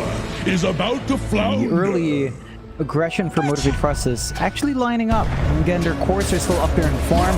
Raven is starting to get the tickle though. That's the target they want. Raven, he's still quite tanky here on this TA, even with all the damage up, but it looks like this poison attack might be enough, and it is. Fearless does get him, but he will lose his own life as now dead. He's going to try and move in onto Masaros. They've got the trap south, they've got the enchanted creep stop, and they'll get another. Is about to take So even though they lose that POS 1 TA, they will still get a lot of value out of Motivate Trust. They might even get a bottom tier 1 tower out of this. You can get that push going with the Enchantress. Not the quickest push, but you do have a nice big beefy enchanted creep to kind of help you get that done. And that should provide more map control for Fnatic. They still are down their mid tier 1. It doesn't feel like Motivate Trust has been able to maximize that too much. They have kind of planted a deep ward in top jungle. They haven't killed the big cores. They only just got that kill on Raven. And I like how Raven's going about his build. He's actually rushing the BKB first. So he's not going Deso. I don't think he feels the need for a lot of damage. They can just kind of have him stand in front, get the meld strikes off, and go from there. Yep. Fearless, roll, not going to connect, but they have the Earth Spike, they have the slows, and they have even more damage. It's not enough though. The Hawk's in, they will get Fearless in the end, but DJ's going to drop. And Jackie, he does at least get himself something. In fact, they may even find death. Bushwhack does connect, the sharpshooter's going to be there with the stop follow-up. And there's your spear out. That's a double kill out for Jackie. That's probably the last person you want to give these kills over to. And he's just allowed to build up on the spec. They've been really great with the counter spells. And Raven. Uh-oh, he just respawned. Bushwhack's there, Stomp is out. Do they have the damage? The Earth Splitter, it's not enough, but now the Magnetize is out. Jab's gonna try and help turn this one around to set 0. Might just drop and does. The Magnetize will be enough. Let's refresh it up. But they're not gonna chase any further. They've seen enough. They've got to kill or save Raven. But as you've seen, Raven, he's starting to fall a little bit behind in terms of net worth. You don't really expect the TA to be kind of on par with the Spectre. But Jackie's now taking over in terms of the 1v1 matchup. Won't last long. And this is where that BKB build for Raven might hurt him in the long run. His farm output's not going to be amazing. It kind of slows down his jungle clear. So the spell immunity is going to be nice in fights, but that does mean Raven might have to join those fights earlier than you'd expect from a TA because of this BKB rush. We'll see how soon Raven does commit once the recipe is up. Aside of Motivate Trust, they're still doing a great job in kind of balancing this game out. And they've still got that mid-tier 1 tower advantage. Fnatic has not been able to go for that mid-tier 1 just yet, so the jungle control for Motivate Trust is still up there. We have stalled out for Jackie. He's got the Yasha up, an additional item to help him deal with everything flying through from Fnatic. He's probably going to go into the Manta for the self-dispel and the stats. And once that's up, it becomes harder to lock in the spec. The damage output of Jackie is actually pretty nice when he gets the haunt off. And Motivate Trust has been much more aggressive with her 4 healers, so we'll see if they manage to catch more. Yeah, Bushwhack's off the mark though. Jabs should be able to get out. Stomp is not committed yet. They're going to try and get the vision with the Astral Spirit, and now the Acorn shot will be enough as the sharpshooter going to fly in as well. They'll find another kill. Jab's the one to drop. No voice lines being used, just all business here from this Radiant end. Definitely a much closer game than game 1 was. Yeah, they're finally getting some aggression on the map, even with Fearless sort of taking a back seat. He's got the travel, it's on the Viper, he can join in. It's working towards the Hurricane Pike. He's going to have that nice long range, he's going to have a nice way of shoving heroes around, going out of the smoke screen, which is really the big one. That control from Fnatic with the silence, not going to feel as great when the Viper can just force staff anyone stuck in it out and just still keep using their spells. They are almost at the point where the BKBs are done on Fnatic though. Like Death also rushing a BKB is going to have that up soon. Raven, his BKB flying out, so he's going to have spell immunity. Again, we have to see if the TA will look for those early fights. With an early BKB, you kind of have to. Like, you don't want to just buy a BKB to help you farm safely. You have to use that in fights. Jabs, Marina, Spear is there. They're going to lock down the Earth Spirit. Jabs, oh, the sharpshooter. Going to come right in from Q, and Be another kill onto Jabs, and onto the T2 top tower they go. Dire's top 1k net worth lead now. Motivate Trust looking very, very strong in this matchup. Fnatic, you start to ask yourself if they've missed their timing here, John. Like with this Ricky TA, it's just not looking like enough quite yet. They're going to smoke up though, Fnatic. They're moving up through to the top lane as 3, and they want to try and force a fight. Spirit is going to get the information though, but they're in onto Fearless with the damage, with the smoke screen. Will be enough. They'll get him, but DJ's lost. Jackie's in. He wants to fight. A big earth split around. They have locked him down, but no Jackie. He's gone too far. The damage is way too high right now, as Masteros is going to try for the TP play and will make it out. Jabs will drop, but they also found set 0. So a 2 for 3 trade. Q is going to be okay. They got a pretty big pick off onto the Spectre. Definitely great news now for Fnatic. Yeah, you're still really happy with how that engage went here. On Fnatic's end, you only sacrifice your supports, you keep that Spectre down. You didn't have to pop the BKB on Raven, and he's still doing good damage despite going for the BKB rush. Like, the damage he does on the Spec is still massive despite having that protection of the Blade Mail up on Jackie. And now you have the BKB up on Det as well. So the Enchantress has spell immunity, the TA has spell immunity ready to go. I think Fnatic is going to line up for more aggression now. Oh, but they've got the control. Damage is just not an issue. No, they don't. Death. He got the BKB off in time. He's going to turn back in onto Masteros. Arena down, but it's not going to be enough. They'll jump right into that arena. Bushwhack, though, is going to be decent, but again, not quite enough, as now Jabs tries to roll in after set 0, but isn't going to be able to lock anyone down. Tower is on the rocks. And Motivate. So they're just going to sit back and try to defend this tier 1 mid tower as Fearless. He does avoid the Earth Spike there from DJ. And Fnatic, they won't be able to keep going onto that tier 1 mid. They'll have to let it go for now. Yeah, but you can see that they're much more willing to take these fights in Fnatic's end. Like Chuan, he's had the defusal since the last fight. His damage output is great. The slow stacking they can get done is also pretty scary once you get that inhibit off with that defusal. And you finally see Fearless use some voice lines. Very nice voice lines there from Fearless. Starting to get that motivation out for Motivate Trust. Motivate Trust for their part, they could look to make a play. They are kind of clumped around mid. They do not have a smoke. They do pop it with Masteros outside. They're not going to have the arena surprise, but they could still catch some good heroes here. And DJ, he's going to break the smoke. Bushwhack is off the mark. They'll spot DJ, but it's a bit too late, so they won't have any way to lock him down. Q had already committed the Bushwhack, so there was no stun really to lock down that DJ Lion. And he's just going to make his way out. There's the rest of Fnatic now. Again, they're just trying to catch up in farm at the moment. They're trying to get a decent enough net worth lead to really start applying the pressure. And it's going to be all the way back to Raven on this TA. It's still yet to get the Deso up, still yet to get the Blink up. I think those are going to be the timings that you're kind of waiting for Fnatic. The only problem is you are still giving plenty of time for Jackie to be able to get his own farm up. And he is working on towards that Ive Skadi now. So things could be a little bit concerning as Jackie does have more time.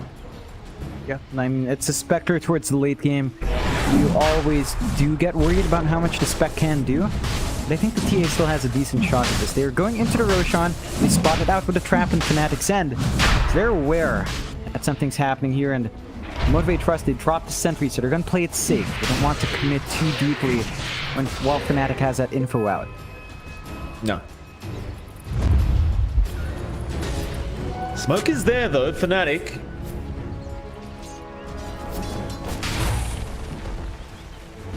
Start moving in through that mid lane. Set 0, gonna get caught. Should be an easy blow up, and they even commit the finger. Let's get that charge up on DJ. And they might try for that Roshan play now. Without the Elder Titan around, it's going to be quite hard to control. In fact, they want more. They'll go straight for a roll in. Arena's down by Masteros. They actually got DJ in that arena, and they'll burst him down. But Death is onto Masteros now on that Mars, and they will get another kill. As Fearless, he's going to try and fight against Death. He'll try to get the damage out with that Nether Toxin. They've got the break, but is it enough? It will be. Horn comes back in. Jackie, who do you go after? He's looking at Raven. Raven, not the easiest target. In fact, they'll turn now with Chuan around in the meld strike. They just melt The Spectre down. A 3-for-2 trade in the end. Chuan barely surviving on that Ricky. Top tower. But they will not be able to go back for that Roshan. They'll have to let it go. Yeah. For Fnatic's side, it can't quite dip in as well with his numbers advantage. They need to kind of reset. There's a double damage rune down bot that I'm sure Raven would love to pick up, or even Chuan would love to pick up as soon as someone gets some info off. Could be a nice rune to enable that next Rosh. But Q's on his way to just snag it away. No, DJ wants it for himself, so there it is. Although, nah, misses the bushback. And DJ's been doing fantastic work on the line. 4 finger stacks at 22 minutes. Pretty much every single time it's ready, he still finds that kill. So you've built up quite a fair bit of damage here. Your talent, let's say the 70 HP per kill, it's going to be really nice now if you want to go for that. We have seen some players opt for the Earth Spike cooldown, just to have more uptime in these fights. Motivate Trust for their part, I think they might want to wait for at least one ultimate orb to be up in Jackie. Like, the stats are just way too important. Waiting for the full Scotty would take some time though, and you are still seeing him melt with TA. Like, even, well, with the Deso up now, it's very easy to get done, but they don't have the solution yet. Like, you still need more on Jackie, and it's just down to the matchup. TA with almost equal farm feels a lot better as a hero compared to the Spectre. Link up as well now on Raven. Just on the courier, but he wants to get started on that Roshan. Acorn Shot's going to be there, so Raven, he's going to reveal himself with this tree being around. Now Motivate, we'll see how they try to fight this, but the Earth Spike is there. They caught Masros with, they're going to try and burst him down immediately. Masros, he's in big trouble. He's been left alone. He'll drop the arena, but it's to no avail. He can't do much about it. Meanwhile, Fearless will get started onto death. They'll try to at least get the Enchantress kill. Sharpshooter's going to be taken by Chuan. He'll go back on the Viper. Meanwhile, Death, he is still alive. They'll finally kill him. In fact, they'll even find DJ, but now Chuan is going to jump in onto Jackie. There's a roll in. They've got the Spectre. They want more. Raven onto Q, the side blades bouncing around. Roll in DJ, or rather Jabs off the mark. Chuan gonna get in with the smoke screen now. Back into set 0. They'll find another. And Q, he's the only survivor left on the Hoodwink. He'll try to back the Bushwhack. It is on target. He'll turn around for an Acorn Shot. He's gonna get it, but Jabs is barely gonna survive on 10 HP. They will not kill him off. And that was a full team wipe, John. Masros, he TP'd back into the mid lane, but I don't think he wants to jump Chuan. Chuan looks to probably survive anyway. Yeah, I mean, you're playing at such a huge level deficit for Masros right now. He's level 15. The opposite mid Ricky's level 18. And he's got a lot more stats. He's got great cooldowns to play with. Masros, not quite. He's lagging a bit behind in farm as well, sitting at the bottom for his team, still above death on the Ench. But the beauty of that comparison is that the Enchantress doesn't really need farm. If you have the BKB, you're going into the Hurricane Pike next, your skills still do a lot of work. You are still very hard to kill. They go into the Roshan again, the traps do scout it out, so Fnatic are once more aware. Yeah, absolutely. Roll in, Fearless. Gonna avoid that roll. Roshan's still going down. Death, he'll get the team fight started. Meanwhile, on the side, set 0. He does end up dying. Fearless, he does go down as well. They've already found 2 targets. Set 0, he's brought back. You want that Elder Titan in this Roshan fight. Masros, he can't really afford to die right now, but he's been caught out again. Earthspike was there. He'll try to turn with the arena now. Jackie, he's going to try and force the fight. The Horn's out. DJ's down, but so is Masros. They at least get Chuan though on the Ricky, and now Raven. He needs to run. He's too low on HP. He can't afford to turn around and fight back as Jackie. He's hitting too hard now. The refraction's there, but the Bushwhack, it does lock down Raven and Jabs. He'll drop as well. And suddenly Motivate Trust. Even without Masros, they are going to go back into the Roshan pit. And it's going to be a slower process, but it looks like it's theirs to take. Yeah, that was a much more impactful haunt from Jackie. Off the back of a pretty decent defensive arena coming out for Masros before he dropped. He just managed to rip through the line. Once that key piece of control was gone, they managed to chain stun, get the damage off onto Raven with a split from the Elder Titan. And they just copped too much damage in a short time span. The Fnatic could not sustain through that burst, and they lose out in the rush. Motivate Trust does pick that up. 1 part away for the full Scotty on Jackie. He's going to have a ton more stats in the next fight when it does break out. Fnatic They still hold onto a net worth lead. They do have the Crystallis up on Raven. I think you might actually want to finish up the Daedalus now, just to have the burst damage output yourself. Like, in a sustained fight, if you don't manage to dodge these spells, Motivate Trust will still be able to clean up, and you have to respect just how well their damage scales, especially with the Earth Splitter from the Elder Titan. I mean, that's percent max HP. It's always going to be good, and if you don't have your BKBs up, if you don't manage to sidestep it, in the arena, really easy to land. Oh, absolutely. Yeah, it's devastating as well, that combination. Very, very hard to deal with, as it looks like Jackie's going to have a quick disconnection out. Need a second on the side of Motivate to try and sort it out. Speaking of Motivate, by the way, John, they've got about 16 seconds to rush towards this bottom double damage rune. The problem is they have no vision over it, so I'm not sure if either team really knows about this rune being there. I believe the answer to that question is no. But we'll see if they can make it. I mean, they're the closest ones around, and it does seem like Fearless is going to run in that general direction. So if they find that, maybe they could force a team fight even without the Haunter. Well, they've got a bottle anyway. They can just bottle that up. Yeah, just pass the bottle on to Jackie. Have him pick it up with DD. I was practicing. And you can just wait for the cooldown. Still a minute away from the Haunt. So it's a bit of a longer wait here for Motivate. And no one scouts it out. All right. Now they will. Ward's down. 4 seconds. Can they make it in time? Fearless, he's trying to get there, Jackie, just in case he wasn't going to make it. He would have taken it himself. But they had a second to spare. And so double damage is going to be there now for that next team fight. And that's going to make life even more challenging for Fnatic. Yeah, they've got a lot to worry about. They need to, again, respect the spacing out from Motivate Trust. Once they clump together, once they clump you together, you're in for a dicey team fight. BKB use has to be a little bit more disciplined as well. I think Fnatic has been very willing to just pop the BKBs early, and that has kind of held back as these fights drag on. Because once the BKB fades, all the spells, all the damage coming out from Motivate Trust just lines up. I think Fnatic, if they want to play offensively, they need to smoke. DJ ideally blowing up one of the cores first, or the Elder Titan. The Elder Titan or Hoodwink, probably the best choices actually. You can kind of ignore the Viper. Once Monsters drops Arena, he's kind of one and done with his combination. So you need the ET gone. Like, he's just doing way too much work on set 0. And we have seen Motivate Trust. We talked about it in the draft. They love running the Elder Titan. Even in their old iteration with Leonak, it's a staple of their lineup. It just enables their movement out, enables how they want to fight in these engagements. Tower is under attack. You see Fnatic, they're basically just avoiding Motivate right now. They've got to figure out a way of getting rid of everyone else and maybe just dealing with Jackie as the last person in these team fights. Because right now, just with the amount of damage that dispersion outputs, you just can't go after Jackie first.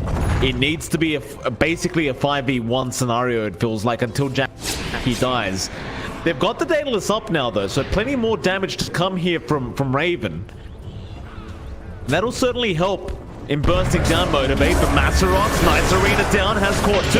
He'll go straight after death with the sharpshooter out. They want to try and burst him down, but no, with the BKB, he might get out of there. God's Rebuke, it's still not going to be enough. Meanwhile, on the backside, Bushwhack going to catch out 2. Death does eventually die to Jackie.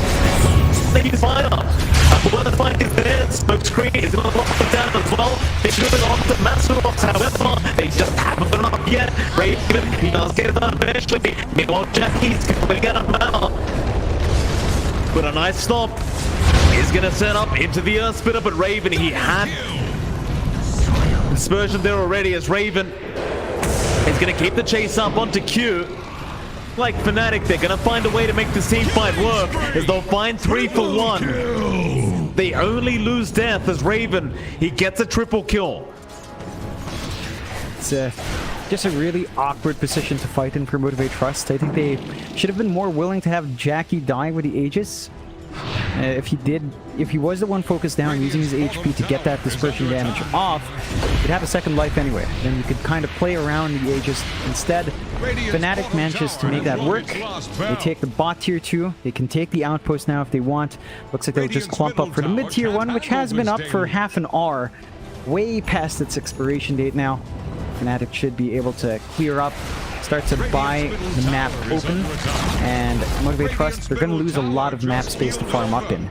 They're still lagging behind, 8k lead for Fnatic. Lots more farm that needs to come out from Jackie before he can really match the pace here. Yeah, I mean, it's certainly a concerning position now for Motivators. Fnatic, they increased their net worth lead to 8k.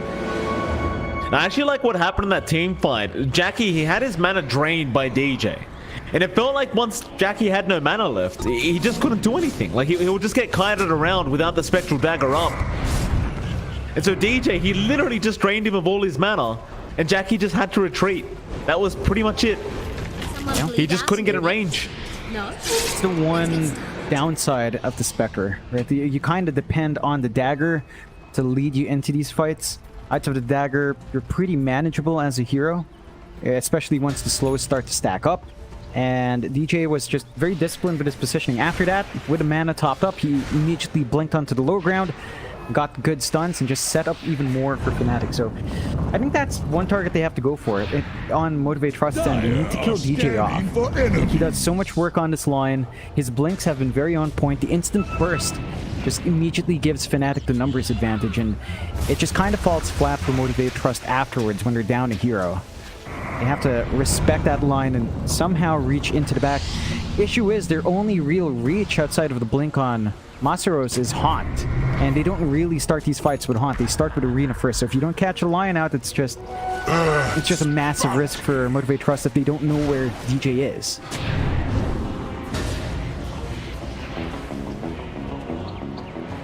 Fnatic looking very confident now as they want to try and move in to that top lane of Motivate. Raven, he knows. He got the side blades on Q. They know he's in the trees, and DJ, he's going to jump in. They got Fearless instead. Q, he's going to be all right, though, and so is Fearless DJ. He'll be the one to drop it in the backside. Arena is out. Who will they caught? It's going to be Jabs on the Earth Spirit. Meanwhile, Jackie, he'll go for a solo mission onto Raven against two heroes, but he does not mind. He wants that Raven kill, and he's almost going to get up at the TP away. Is going to be more than enough, and it seems as though that side blaze was actually a curse on Fnatic, as it gave them the information and they dived in, but they got nothing out of it. Fnatic was kind of split up there. Like, there was a forward chase, there was a back chase. It all fell apart. They can't afford to lose their supports. Again, DJ is such a big part of these engagements. Pretty much all their controls on the Earth Spirit and line. None of their cores really have any control of their own. And if Motivate Trust are able to run down that back line, it's easier for them to clean up. It's easier for Jackie to just focus on getting the damage off. There is a fortified to hold off from losing objectives, but we will find out when the Roche respawns in about 16-15 seconds, and that could be the next objective for both sides. There are no traps in the pit. Fnatic would be a bit blind this time around in the Roshan. Masaros, nice spear. He's caught death, and they just burst him. Sharpshooter, more than enough damage up from Q, and now they want a bit more. Akon shots there onto DJ. That's a great target to start, but he's got the Aeon Disc. However, they found an even bigger target. They have got Raven on that TA. Disarms out. Jabs, he's going to roll in to try and play the distraction, and fingers there from DJ. They blew up Q. Masaros, he will catch up the Lion. Meanwhile, towards the south, Raven, he killed off Fearless. Jackie, he's alone right now. He needs to get the hell out, but the Sleeping Dart is there from Chuan. They lock him down, but do they have the damage? The buyback. One goes from Fearless, will try to fight back. The Earth Splitter as well. Jabs, he's the one that's low. He'll drop. Fearless though, he'll drive back immediately on the Viper. Now the man fight. Raven and Jackie, but Raven, he's getting decimated. He can't fight Jackie right now. They'll kill each other off. Chuan though, he will also die in the Ricky. Tower is under attack. Everybody just dies in the mid lane, but Motivate Trust, they came out on top. Yeah, they did have to buy back on Fearless to get that done. And he did die back, and they also had to force the buyback on Q, but they managed to get that win. They don't manage to really get an network swing. They will open up a bit of a shove-in. Now, without the Spectre, without the Viper, this is a bit slower going. But there's no heroes to defend on Fnatic, and we really wouldn't want to buy back for this. Masaros off the mark with the spear, will BKB TP away. He's had enough. DJ. The Bushwhack will keep him controlled up. He won't be able to chase it any further. So they won't be able to get an objective out of this, but they do get a bit of chip damage onto that tier 3 tower. Dire's And they bottom also have a tower is Roshan up. under attack. If Motivate scouted out in time, they might be able to rush this. But I suppose without Jackie and Fearless, they're not going to try anyway. So just leave it be. That'll ensure Fnatic do have an attempt at that Roshan as well. But that'll be the next big target for both teams. And that's the second Roshan, which is known to be extremely valuable these days with that shards as well as the cheese. Now, wonder who does get first dibs on that Rosh. Feels like Motivate Trust has the setup for it. They even have the top outpost on their side. So Fnatic don't have a TP point. They're going to have to recapture that to get their numbers up. They do have that good vision around the cliff area of Roche, so they can spot the movement out if there's no smoke commitment from Motivate Trust. They could even drop the trap down on Raven if he does make his way there. They're always going to have some form of information around a Roche pit on Fnatic's end. Motivate Trust, I think they feel pressure to take the Roche on. Like, they've got the Spectre, who is still farming well, but it is behind the TA by about 5k gold. And Fnatic, they're the ones to smoke up. It looks like they'll actually be able to sneak this Roche if they want to, but might look for a pick off first. Yeah, they're being a bit hesitant here. They don't want to go too far. Just want to find a pick off first. There was a couple buybacks that last team fight. Where are you going? If you can get a dieback again, you're going to feel very confident moving into that Roshan pit. Instead, they might just have to start. And Raven will. Tron will be there. That is so much damage. And they're going to like 10 hit this Roshan. The Raven with the Daedalus just doing way too much, and Roshan's gone. Motivate Trust, they can't believe it. They turn around like, what? Roshan happened? Yeah. They spent a lot of that time just smoked down mid. They never bothered to check the pit. Their ward by the triangle was dewarded earlier. Didn't manage to get any forward vision out. So a big objective win for Fnatic. Having that second life on DJ. Having the cheese up and running as well to kind of protect them, give them more opportunities to go around.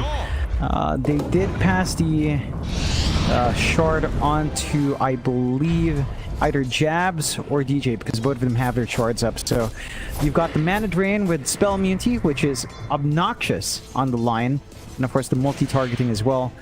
And Jabs with the additional remnant vision and charge count, just more impact on the Earth Spirit. And again, both these supports have done fantastic work with these added utility on their spells. It's gonna feel even easier, although Raven's got the Aegis. This is not an easy kill to go for Masaros, but he might try.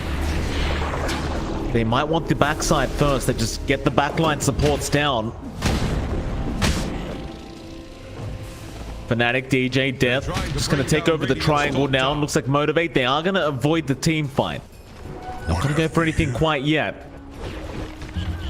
Radiant's top tower is under Jackie working towards a butterfly as well, which should be quite effective against Raven's TA, who doesn't have anything like an MKB up, and quite frankly may not have item slots for it either. Dire's bottom tower. Maybe once the Aegis does expire, you'll have an item slot for that MKB, but for now, Raven, he's just going to start on that tier 3 top tower. Butterfly's up now, Motivate, they draw a line out. They want to go for a big team fight with this. Aeon Disc even up on Q. Some big timings. Jackie's already down at the bot lane, just pushing it out. But he's got the Haunt up. He's ready whenever. He even got a Basher just to be able to cancel these TPs off. And as you saw that last team fight, it's very effective against Raven on the TA. Death now. Seems like that's the target they always like to start on. Smoke going to be broken. Masaroth, though, he misses the spear. He didn't want to commit the arena. And that'll be enough. The smoke will not work out. They'll have to back. Fnatic, they just keep playing in that triangle, keep getting their farm up. The waves are shoved in their favor mostly, except for mid, as that is where Fearless is cutting them off. But they should be able to line up for a bit of pressure on the high ground. If Raven just gets to work, his damage is strong. You can't allow him to just get these free hits off. Yeah. And they'll get the tier 3 for free. No problem. No defense out from Motivate. I mean, they threw another toxin, but that was about it. Couldn't withstand. Instead, Jackie, he pushes out the bot lane, forces the rotation in from Raven, and that is going to buy some time now. They're going to play a very slow game now, it seems, Motivate. They've got to be very wary of getting the right pick off to get their team fight started. But Fnatic, they need to do the same thing. We've seen these team fights that they go either way no matter what happens, right? Like it can be anyone's team fight. So both teams, they've got to pick carefully. It's down to whether or not Fnatic supports can get the lockdown before they die. If they do, the burst damage coming out from Fnatic is great. If they die before getting their spells off, it becomes awkward. Still, Fnatic with the smoke are looking to go forward. Jackie would be an amazing target to start. Instead, however, they have found the backside. They got set zero, but they got the big spear off onto DJ. That Lion not going to last very long, and now the chase is on. Who do they want? It looks like Death is going to be targeted on that Enchantress once again, but the smoke screen going to help out a bit, but they've got the bushwhack. Buyback is there from DJ. They might want to commit for a fight, but Motivate looking to reset. And we have a disconnection. Death has DC'd. So we've got a bit of an interesting scenario. DJ, he bought back. He's running back to the team fight. Motivate, they've committed a lot of their big ultis here. They haven't backed quite yet. The thing is, if you force the buyback from DJ, it might be time to just get back, get your spells back up, and find another team fight to go for. But it almost seems like they want to try and commit to this. Yeah, I think because they bought back on set 0, they feel pressured to make something happen here. Like, they feel like they might want to get some returns. They popped Hunt, didn't really find the biggest kills. If they can kind of isolate out Death and kill DJ again before you can use his spells, you can still take over this fight. Like, taking out the Lion stun is big. He's not going to have buyback as well, because he just bought back. He doesn't have the Aeon disc up. Bursting down the Lion could be the option. Issue is DJ's still far off, so not on purpose. He's in a pretty good spot to just run up and get the Blink Surprise, the Chain Stun, the side of Motivate Trust. Motivate Trust in this pause, and you can see Fnatic kind of know where Masteros and Jackie are. They're fairly clumped together. Jabs has his roll ready, has the boulders ready. They can actually look pretty angled here on Fnatic's end, as they're the ones playing with Aegis right now, so even if Raven somehow gets picked off, he can always kind of BKB blink away and just kind of reset as well. Yeah, I mean, it certainly seems like Fnatic are in a prime position to go for a fight here. They've still got the cheese as well on Chuan. He's got the Nullifier ready to go. Aeon Disc hasn't even procced on Death. Like you said, DJ's already brought back and he's not really too far from the fight. He's going to be able to get into a really nice position for some big stuns out. You look at Motivate, they don't have that many spells left. It looks very scary for this team fight. I mean, maybe you could just solely rely on the fact that you think you're stronger, but there is a 9k deficit right now. And it is going the way of Fnatic. Death, he's going to have the reconnection. We'll see what the decision's going to be. But I think Fnatic, they will want to force this fight if they can. Jab's in a nice position to roll in and catch anyone he wants. And no, Fnatic's the ones that are going to back out. So both teams kind of deciding they don't want to go for this fight anymore. And I suppose after the pause, you kind of lose that momentum on both sides, so you might want to reset, but now they'll go back in. DJ, he gets caught out again. He might die back, but no, the kick away from Jabs will save the day. He will run the hell out of there, and they cannot kill the Lion. Instead, who do they go after? They'll try onto Raven. Chuan, meanwhile, he's onto Masteros. He'll force out the Minotaur Horn, and now Jackie, he's trapped up in the smoke screen. He's going to try and fight by himself, but he's between a rock and a hard place. He needs some help right here, right now, and he's not getting it. Oh, Jackie's been left alone. Fnatic now, they'll go after more. They want Fearless. They'll dive the tier 3. Bushwhack off the mark. Death gets an enchant onto Q. Now the Nullifier. Gonna make sure he cannot get away. He will try, but it looks like he's stuck it back. No, never mind. Death, he gets caught by the Spear of Masteros, but now Jabs is in. He does get Q at the very least, and Raven on the backside. He's almost got Fearless. In fact, he does get the Viper. He's got him down onto the Elder Titan. They kill Set Zero again. The buybacks are here though. Jackie, he'll commit. There's 3 down with that buyback though. It's a 2v5 scenario. This will be the last team fight. Masteros, he is going down very, very fast and he's gone. Jackie, he has no way out apart from just running back to the fountain. As Masteros, he's gonna buy back. But how do you fight this? 4v5, 4v2, excuse me. Raven should be able to get another Rax. There's your sleeping dart out from Tron. Masros is going to be targeted, but a lot of misses out. And now the disarm is there. Jabs will roll in. They do slow up Jackie, but he's a bit too tanky. So instead, they're going to be playing it safe. They'll go back to the tier 3 tower. They'll take down the bot Rax. And that'll be the first Rax of the game going down the way of Fnatic. Yeah, we managed to get pretty big wins. Getting those diebacks are huge. Unfortunately, they can't quite rotate for mid, so Raven has to walk across the base, not being stopped. Has the MKB up as well, so that evasion on Jackie's not going to help his durability anymore. 2 sets of racks just going. Respawns from Motivate Trust are lining up. They still have that mid tier 2. So Mega's not going to come out for Fnatic, but they come out with a massive win. 21k lead. Motivate Trust still lagging behind.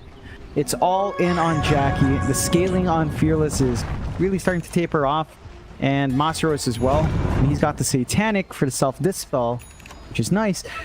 We need to see those big arenas keep landing. They need to isolate out the line, isolate out that Earth Spirit. And that's going to be key for Motivate to find those wins in these fights. It's not about locking in Raven.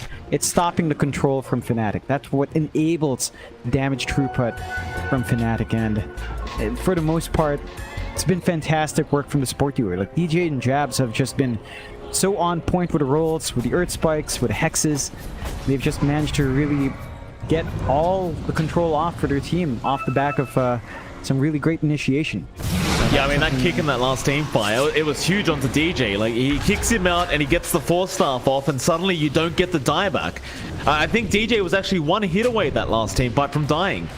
Would have been massive. Yeah. They just don't find any wins. And that dieback would have enabled Motivate Trust to fight safer. Like, they know they wouldn't have to worry about the line for more than a minute. Just a massive opening for them. Now you see Motivate just kind of stuck around the lower part of that lane. Fnatic taking the high ground in the triangle. We've seen this situation go against you when you're on the low ground, so Motivate Trust has to be a lot more cautious. They can't really afford to force a fight, because they forced out so many buybacks on their side.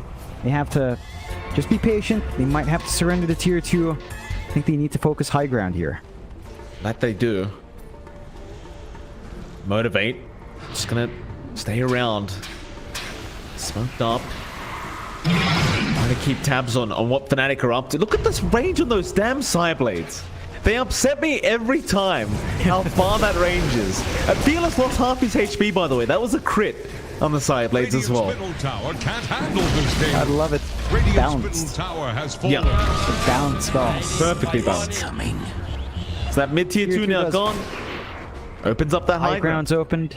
It could go mega creeps now on Fnatic's end. I mean, there's no rush. When you have a 23k lead, you know how far ahead you are. You don't want to be reckless. You don't want to give kills away to Jackie that you can help. There is a smoke out from Motivate, though. Going a long way up the lane. No, they're going to break the smoke down onto DJ. He immediately just blinks out as set 0 does reveal himself. They'll keep going with Masaros and Fearless, though. Dire are scanning for enemies. What is Jabs? Jabs on the clip. He's going to get a lot of vision, though, and he finds Masaros with the roll. Do they have the follow-up? Minotaur Horde is there. BKB, though, from Jabs. He's going to be all right. Sleeping Dart, Meld Strike, Masaros. He's going to be okay for now. Fnatic being very cautious not to overextend. Keep in mind, they do have the MKB now up on Raven. So that Butterfly on Jackie's not doing so much as it used to. It does seem like Motivate. They're going to reset in the fountain. However, Fearless is in danger. I don't believe he has buyback. He'll survive for now, though, as Chuan does get caught out. There's your sharpshooter onto death with the Aeon Disc. Masaros, he doesn't have the arena. He's looking for a spear. They're not going to find anyone. Fnatic, they get away. What have we here? Nobody's caught yet. Maybe DJ. Smoke screen's there. DJ throws out an Earth Spike, but the spear does catch him still. Jackie, he gets sniped by stop. DJ, Aeon Disc is going to proc. He's still just dodging his way out. He moonwalks it, or rather running man's his way out, and they just can't stop him. You gotta love that. Aeon Disc saving lives once more. Yeah. And they can just refill as well. And he does have the mana drain restoring allies, so they can just top up their mana off the Falcon that is Lion. And Roach number 3 is up. Free Ags. Blessing coming out here for Fnatic along with that Aegis cheese. And that's the Ags for Jabs. Love to see it. Oh, they gave it to Jabs. I love it. Massive. I love it. Let's just stone up and dive deep. This is why I like Fnatic, John. You know, because they actually give the Ags to the supports. You know, unlike other teams who'll just give it to the pos one immediately. Masteros, he's in trouble right now. That's a lot of damage being pumped out, and Masteros is gone. Fearless, he's going to try and force a team fight, but look at the damage output. He needs to get the hell out. Meanwhile, Jackie, he's just being kicked around. Jabs just continuously kiting out the Spectre. Tier 3 tower, not gonna last. There's no crit splitting either. Healed over. That'll be Megas for the side of Fnatic. Middle barracks have fallen. Motivate. Radiant's middle barracks. They'll have to have a Mega Creep comeback if they want this game 2 victory. Yeah, they're playing 4v5 for this defense though. No arena. Team fight's really hard to pull off here for Motivate Plus. Yeah, they've even got an Ethereal Blade now on Chuan as well, so you've got that added disable coming out from the Riki just to be that much more of a nuisance as Raven. He'll go onto that T4 tower. Just being cautious. Still dropping low. Nice dodge in the bushwhack. Now the Hex out DJ. He's caught out Fearless. That'll be a Viper gone. He does have buyback this time around. And he is going to commit it. But everybody from Fnatic just allows Raven to do what Raven does best. And that is take T4 towers. Onto the Ancient they go. Nice sharpshooter onto DJ to prompt the A on this, but now Fearless the nullifier. He can't force stuff out. It's a die back. You've got to commit to the fight now. Jackie's getting tipped. Jackie, where is Jackie? Jackie's coming in now. He's going to go for the fight onto Raven. Raven, he's just going to try and run away. He's almost down, but it's just going to be an Aegis anyway. The nullifier is there. Jackie, he's so close to dying. He's completely surrounded. They just lock him up and take him down. The Ghost Scepter, it may have saved him, but it just calls the GG. He has had enough. And Fnatic, they take a 2-0 victory, and what a series it was between these two. Always a pleasure. And they played fantastically well on Fnatic's side. Game 2, a lot more even.